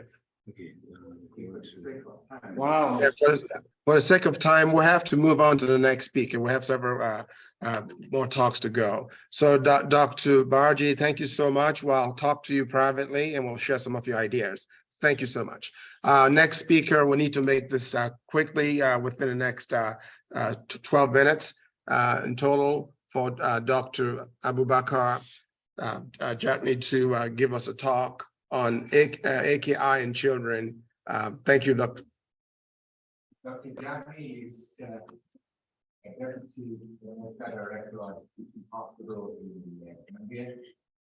Badjie is the only nephrologist in the country of 2.1 million. He trained in Ghana and also part of his training is in Paris. I met him, his story is very interesting. Met him in Gambia and it was very nice. Yeah. Okay. Thank you, Dr. Jagne, for joining us. Go ahead. Good morning, good afternoon to you all. from the Gambia. Thank you very much for having me on this very important meeting. We're happy to be here. And thank you, Ismail. One of our brothers started first before me. And I said this is a very important discussion because part of what we are going to discuss is mainly to see what is the difficulty in what we are facing in this part of the world when it comes to caring for patients. I know that there are so many issues that goes on. This is one of the particular problems that has become an issue in this the equation, having drugs that you're not quite sure about the safety. In the last couple of years, it's been long in the continent that you have drugs that we say they are fake, but to have drugs that are at risk for the patients will be it's been a problem in the continent. We in the Gambia for the first time, although my practice in the Gambia as a nephrologist wasn't long, but I could say this is not only new in the Gambia, but it's new in this subcontinent to have children dying from because they've taken some medication that probably is supposed to be helping them, but now is what is leading to their death. So the mid part of last year, I got a call. This was the story. It was this call. I was not on call, but usually when some unusual things happen, then people will reach out to you to find out what could be done in helping some situations. So I was called to see this 4 kids or 3 kids who have been referred from a hospital, one of the referral hospitals to a teaching hospital with kidney injury. I mean, they're all under 2 years old. And this is very unusual in the Gambian setting because often we don't even have in 6 months or in 3 months to have 1 kid having AKI, but to have 3 of them in an ambulance, 2 from the same family coming down to the hospital was strange. And they didn't even know where to send the patient to because this is not a usual referral. So they were going to send them to an adult emergency. So they called me to find out what could they do to fix this. So I just had to call the nephrologist. Apparently, the pediatric nephrologist, apparently there was another patient who was there making it 4, and another patient had died the previous day from an AKI, which is also a kid under 2 years old. This kid was about 46 months old boy seen at the emergency room also on the 7th of July. So this became alarming. So suddenly we had to make a call to find out what was going on. And of course, I just want to get you to understand that diethylene glycol has not been new in the process of causing poisoning in syrups. But for a long time, they've seen it in so many parts of the world. In Nigeria, there was an incident in Lagos. There was some in Asia. And of course, recently, after our own incident, they found some in as close as Cameroon, of course, in Jakarta, and in other parts of Southeast Asia. So next slide, please. We got this very strange symptom in kids. This data you're seeing was mainly from the first 54 kids that presented to the teaching hospital. Of course, it wasn't confined to the teaching hospital, but most of those who had the problem and lived long to live it were referred up to the level of a teaching hospital. So these 54 were the ones that came, although before the crisis ended, we had about 66 that had been referred to us. Total number was about 88 children. So the clinical presentation was mainly diarrhea, fever, and cough. And suddenly they take a medication, and then suddenly they won't pass urine. What could be difficult to explain was that most of them are boys, but 36 out, 67% of them were boys, compared to 18 of them that were girls. So we are wondering what was going on. I mean, this was at the mid of summer, and during which we have a lot of waterborne diseases like diarrhea and vomiting. So these kids come in with diarrhea, vomiting, and suddenly their parents will give them something to, at least before they get them to hospital. And this will be, of course, cough syrup, if it's cough that the child had, if it's fever that the child had, they'll give them anti-malarials or whatever, give them paracetamol, of course, and suddenly they find out the kids are not passing urine. So you see, this is mostly the information that we have, the clinical information that they present with fever. Most of the time, almost all of them had fever, vomited about 48 out of the 54, water diarrhea, yes, about 24 of them. There were no history of bloody diarrhea. Coughs, yes, 20%, 20 of them had cough. Respiratory distress were 8. Some of these respiratory distress were usually because of the kidney failure that they're presenting. And all of them had oliguria or anuria, not able to make urine. So next slide, please. Yes, so the duration of symptoms mainly were within 4 days to 2 weeks, mainly as symptoms present. The usual treatment they have depends on what the medications they take. So the fatality was mainly about 77%, but of course, at the end, it went up to 84%. So most of them came in, were transferred in from other hospitals. Most of them, in fact, most of them are not primarily sent to us, but sooner that the information came around that people are getting to know that this is probably something that we have difficulty understanding. So some of them don't go for referral, they go directly to us. So only 2 of them survived. The strange thing is that these 2 that survived only had 1 or 2 doses of the medication, and others, the others who had most of the medication for a number of days, often them didn't survive. Please, next slide.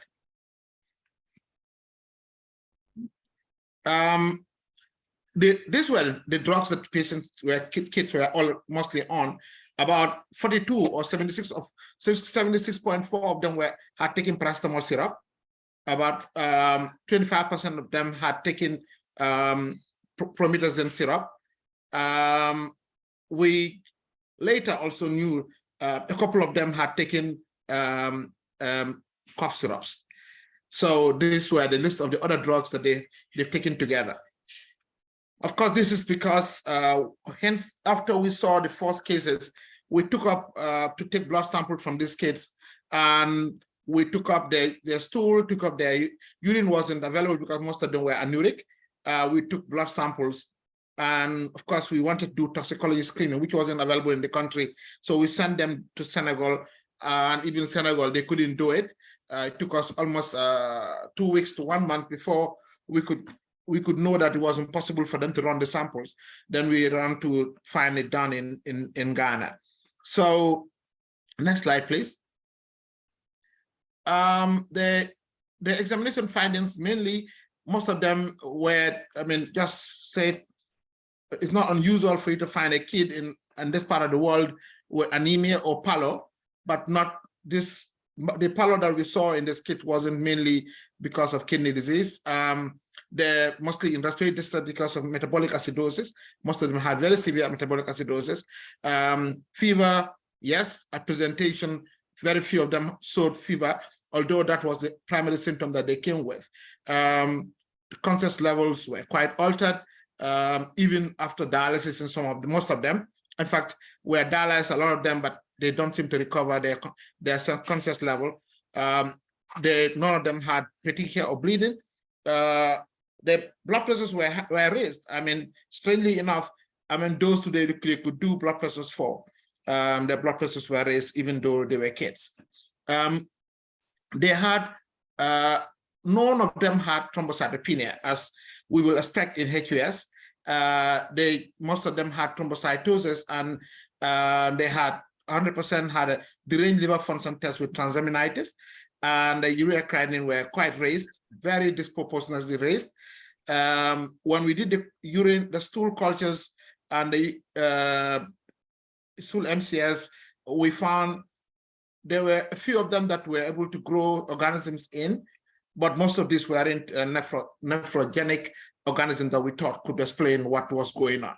So The fatality was very high, as already mentioned. We had assays for initial 9 samples. Of course, that this, I could say, took a lot of time before we could get done because we had to dazzle between Dakar, Senegal, then Switzerland. We had autopsy for 2 kids that we were able to get consent from their families to get autopsies on, and they tend to have necrosis of the liver, the kidney, and even the brain with fatty necrosis. So which is quite unexpected in somebody who probably we thought was an infection. So these three things that were in mind were, was it because that was a toxin that the kids had probably from the environment? Was that an infection, that nephrogenic infection that was causing this kid to have an AKI? Or was it because there was a chemical toxin that is causing this problem? So when we did an autopsy, found in the two of the kids that we were able to do autopsies for, in fact, it was 3 at the end, all of them showed fatty necrosis of the liver, the kidney, and the brain. And then the toxicology results also showed they had proline glycol and then ethylene glycol and diethylene glycol in some of the samples of the drugs that were taken from these kids. Next slide, please. So yes, this was a problem. Then after there was a huge consultation with a multidisciplinary team that were assessing this problem. And in fact, before ever we got the results of the toxicology report, when we looked at that data, I just said we should withhold all syrups for kids, because after all the evidence that was available for most common thing that could cause kids to be unique in their medications would be syrups, because they are the only ones that are taking syrup, because this is already only found in children, not in adults. So if the toxin was there, mainly they are taking something that is peculiar to them. So also because we found a lot of them had taken paracetamol, and paracetamol had been known to be having this problem. So we said we should stop giving them paracetamol syrup. We should stop giving them all syrups at a time. And of course, later on, we got the results of this toxicology results that shows these high levels of diethylene glycol in the drug samples. Please, next slide. On 26, the results came, and then we had to send another set of samples. This included samples that were from the counters, were sent to Switzerland, and this also showed that the kids had the drugs had high levels of diethylene glycol. These drugs were from one company from India, and of course, all the drugs that were tested positive were from the same company. We came to find out so many other facts about this company, that they wasn't registered in India. I mean, it's not supplying drugs in India itself, although it said it's registered and had a WHO certification, but this was found to be false. And they had this history of having drugs that they've been given to people in other parts of the world before even Gambia. And even after Gambian incident, there was other incidents in other parts of the world, Indonesia, now Cameroon. And so we thought that this was a major problem.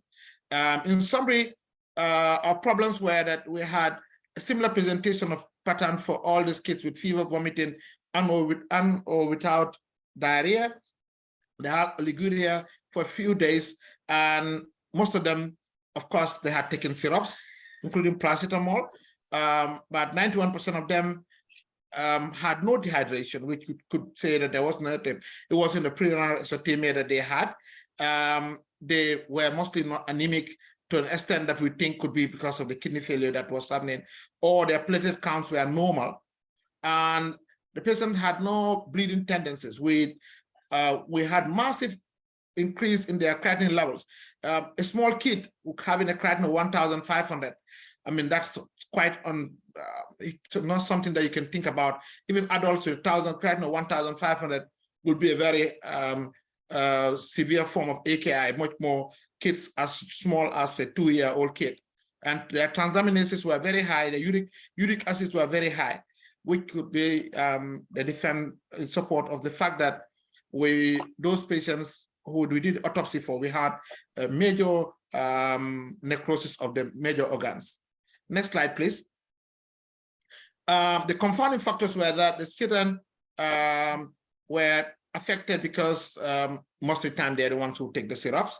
we had difficulty, they had oliguria, and they ingest other things, of course. We know drugs, herbs are all factors that we can be able to explain. We found extensive necrosis on autopsy. I've already mentioned that most of the cases were not dehydrated, and which is often the reason why you would find somebody with diarrhea, with AKI in children with diarrhea, as is in that season. Why were these children not having thrombocytosis instead of thrombocytopenia, as would have been if it were HUS? So where do really so many confounding factors? So of course, back and forth, we had tested waters. We've gone down to find out whether other issues could be explaining this. But truly, when we started intervening, please next slide, and trying to find out how to fix this problem by looking forward to getting information to make sure that this could be coped. When these drugs were taken from the counter, suddenly the numbers of cases coming started dwindling. And in a couple of weeks or 2 weeks, the cases stopped coming. And in fact, from then to now, we only had one case that came with AKI that was related to the drug. And we had proof that this drug was one of the drugs that were banned, and somebody had smuggled the drug into his pharmacy or into his clinic and kept it there when the patient came and they gave it. And we had a sample already. We had tested the sample and found out that the same drug, the same company was what was given. So that was already evidence that the postulate was right, was the drug that was given that caused all this number of deaths. And of course, there has to be a causality assessment that's already done, and where there is also this will be shared very soon from the AFI ADR causality committee's assessment. So yes, next slide. Well, thank you very much. This is the summary of the cases that we had. I just tried to cap it together in a very short presentation because I know time wasn't there. But if you have any questions to ask, please feel free to ask. Thank you very much. Thank you, Abubacarr. I appreciate that, the nice talk. One thing I observed, you did use some peritoneal dialysis treatment for some of those patients. What time lag did you have? Was it like immediate placement of the peritoneal dialysis catheter? Was there a time lag before the use of the catheter? So the PD was done as soon as they get to the hospital, because we had already gotten a pediatric nephrologist that was on site as a postgraduate trainer. So these kids, some of them have had 30 sessions of dialysis. That those that stayed longer, about 16 of them had peritoneal dialysis. But even at that, there was not much improvement in their clinical outcome, in the clinical outlook. I had a reason to do a hemodialysis for at least 2 of them, who were much older kids. So one of them was 7, the other one was 12. And after dialysis, as we have in AKI, most of the kids will get better. These kids never improved. In fact, I remember the one of them I did the hemodialysis for the night before or the evening before, and then next morning I came back just to say that we're going to dialyze. The patient was dead. And the other one also, it was on a weekend.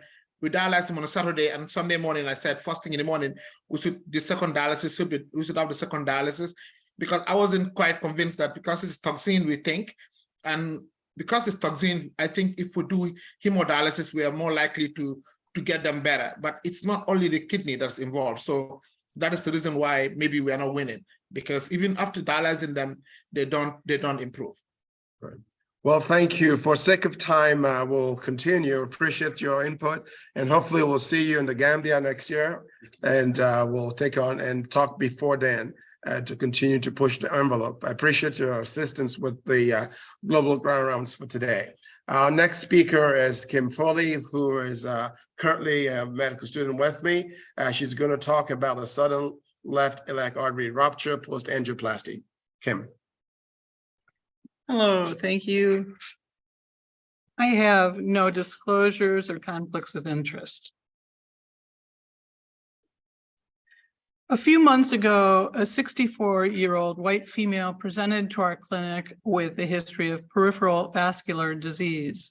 She had stabbing pain and ulceration of her right forefoot and had sought hospitalization and been admitted to rehabilitation without any improvement in her condition. She had a history of a TIA, a stroke, hyperlipidemia, type 2 diabetes, and an approximate 50-year history of smoking. She had no known drug allergies. Upon clinical exam, she did have ulceration of her right forefoot, which extended to 2 of her toes. She had absent pedal pulses and weak Doppler signals bilaterally, and she was sent to the emergency room from clinic for a CTA abdomen with runoff. Results of the CTA showed bilateral iliac artery stenosis with specifically complete occlusion of her right iliac, high-grade stenosis of the proximal left common iliac, and complete occlusion of her proximal and mid-left external iliac. The plan was to admit her to the hospitalist service for her lower limb ischemia, and vascular and infectious disease were consulted. It was determined that we would do a balloon angioplasty and stenting. Clearances and consent were obtained. Pre-op, her vital signs were within range with the exception of a mildly low diastolic BP. She was alert and oriented, and the rest of her exam was unremarkable with the exception of the aforementioned ulcer of her right forefoot and absent pedal pulses. Her lab showed a white blood count of 6,200, a BUN of 8, and a creatinine 0.4. And her other imaging, again, was non-concerning other than her runoff. The expected outcome of the surgical was going to be a balloon angioplasty and stenting via a bilateral femoral approach. The actual outcome differed a bit, as you'll see. We proceeded with a 4-centimeter incision in her right groin and dissected to the common femoral artery, which was cannulated. Using a microvenous guide wire followed by glide wire, we attempted to gain access to the true lumen of the external to the common iliac, and it failed multiple attempts.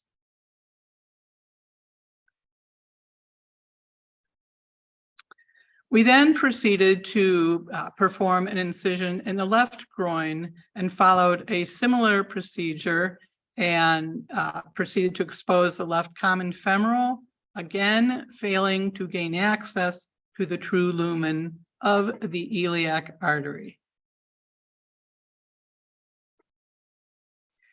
We then decided upon a left brachial approach, which we actually made it to the proximal subclavian, at which point we encountered complete occlusion.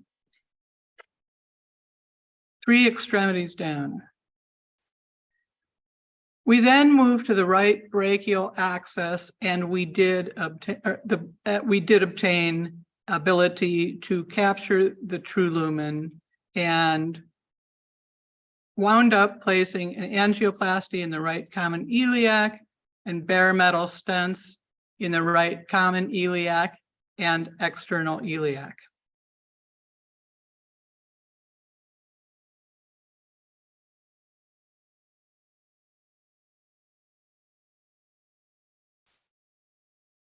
We then again used the right brachial approach to perform the procedure in the left iliac.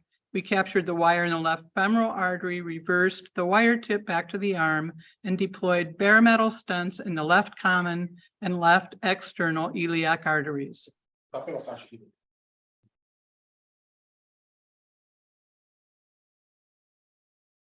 So the stents were placed. We were getting ready to close. And we hear a voice from the other side of the drape announcing that her blood pressure was systolic at 60. In quick succession, she announced 40, 20, 0, and then the patient was in asystole. This picture demonstrates the attempt at looking for the rupture while simultaneously performing compressions. And there is a video where you can see this moving around. This actually demonstrates the left external iliac rupture that we encountered. Can you point?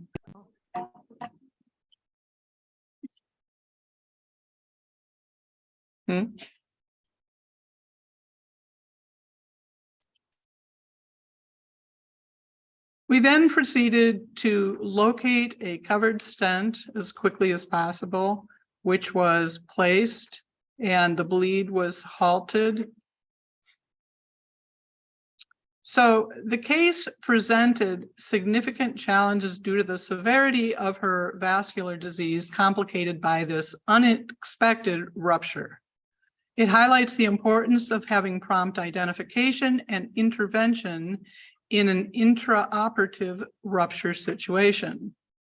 In this case, rapid CPR, immediate availability of the appropriately sized covered stent, plus some blood, led to a successful outcome. The patient did experience a successful post-op course and exhibited positive outcomes at her follow-up.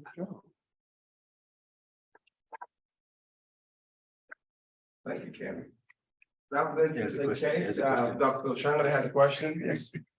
Well, is there any way you could pre-operate the timing on the blocked area? Because it looked like you have to attend several access about 24 times before you get a PT, right? But is there any way you could have predicted that this is blocked? Yes, pre-op, the patient had a CT angiogram and she had a occlusion of both iliac arteries, right and left. So in a situation such as that, your options, we have varied options. Option number one was to do the femoral approach, which is the easiest, retrograde, going towards cephalad, and we cannulated artery. The wire would not go into the true lumen. It always went to a false lumen and could not go through. So as a result, you can't stent something, and if the wire does not go easily through a true lumen, putting the stent makes no sense. You just cause more problem. So it was not feasible. We tried the left, it was the same thing. We couldn't cross it either. So then the next step is you either in the olden days, you would do an aortic diaphragm bypass on this patient, where you have to expose the patient to a bypass on the aorta to the iliac. That is the big sort of debilitating. In this case, not a good idea for this patient. She was already ill. So we went ahead and attempted the brachial approach to see if we can make the wire go through the occlusion from above. If you can't come from below, you can go from above. That was the idea. But unfortunately, we picked the left brachial and found that she has occlusion of subclavian also on the left side. So that was not expected, because there was no CT angiogram done pre-op on the brachial. It was done that it was not necessary. So then we said, well, let's go ahead and check the right side. We did the right side. Luckily, the right side was open, so we're able to make the wire go through the aorta, go through the right common iliac into the exposed common femoral artery. We're able to capture the wire, then flip the wire backwards from the tip of the wire, which is soft end, into the aorta, then balloon and stand the iliac on the right. When that was done, no problems. We now decided we're going to do the same thing on the left side. And we went from the left side, from the right brachial to the left common iliac, captured the wire again and flipped it again, the tip again, then ballooned the common iliac without any problems. Ballooned in the external, and we had the rupture. At that point, it was so quick, 60. Belly was soft when the nurse said, pressures are you doing something down there? Belly's actually soft. My first instinct was, I think there may be a rupture, but belly's actually soft. Then 40, within a few seconds, 30, 20, and 0. And in that succession, at this point, we're doing CPR, code blue CPR. And immediately the next step is there's a rupture somewhere, we need to shoot some contrast, find where the rupture is, because that's where we worked. That's the place we worked last. Every place else we've already checked that was okay. So immediately we saw the rupture, we had to scramble the cover stent and put the cover stent as CPR was going on simultaneously, quickly put the cover stent and deployed it to stop the bleeding and revert the problem with the hypotension. So it was really exciting for us, but not exciting for the patient because she did have some cramped ribs during the resuscitation process, but she survived. Again, the take-home message is when we do intervention, it's important that you have a covered stent readily available. If you are doing this in Africa, this patient will be dead many times over because the top covered stent may not be available readily. And this patient, you cannot open the patient to get control. It's too late. They're already in the systole. So this was a clear indication that we need to have stents available, appropriate stents available, properly sized stents for that matter, and also be quick to deploy the stents and also have the tools to do the procedure. Thank God. That was a great one, Dr. Oye. Teamwork. Thank you. Team members who knew what to do. Yeah, thank you very much. Yeah, So great anyway, one. we're here at this time, really past the set time, so we must stop. Again, our next global ground rounds will be sometime in August. The readout will be sent out to members and non-members to join us in a major look so we're going to hold a major conference in October 19th and 20th of this year, which will be the Endovascular Conference for Africa. It will be held first 19th and 20th in person here in this auditorium and virtually also at the same time as hybrid conference. Our speakers will be from around the world. We hope that you're able to join us for that. We'll probably hopefully try to work on maybe doing a live demonstration during that conference if we can, so we can put to bear some of the things that we talk about. So it'll be also visual. And also after it's done, we'll then take a flight down to Lagos, Nigeria, where we'll do some practical hands-on training for physicians there that are interested in the vascular technology. So on behalf of all the speakers today and Dr. Sangodeyi, Dr. Badjie, Dr. Abubacarr, who's spoken, Ken Foley, my student, and over here, Dr. Aruna, student Dr. Aruna, who's also been managing the program here, Dr.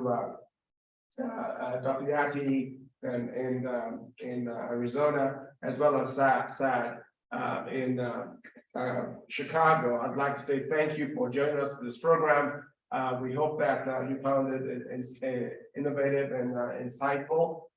We talk about making healthcare accessible, going from preventative to curative healthcare, and making sure that the healthcare is accessible and available for our patients worldwide continues to be our goal. We hope that you will continue to join and promote our cause in ensuring that we share our information health-wise and healthcare delivery-wise among our colleagues worldwide. So on behalf of everybody who presents today and all the participants, would like to thank you very much for joining us today. Yes. Thank you. Yes. Thank Just you. before everybody leaves, hi everyone, I'm Yeti, one of Dr. Oye's students. I'm just going to be sending a survey and a link if you could fill out for the CME credit. Thanks for your participation again, and all the students as well. I'm going to put my email in the chat, so if you can email me, so I can also send you the evaluation and the Global Grand Round certificate. Thank you so much. Thank you. Thank you.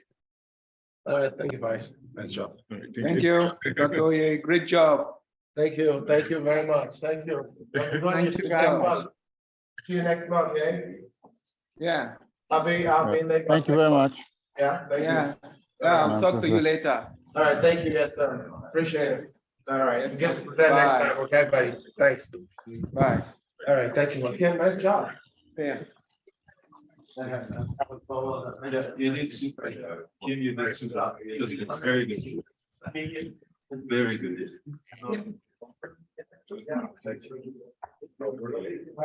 So,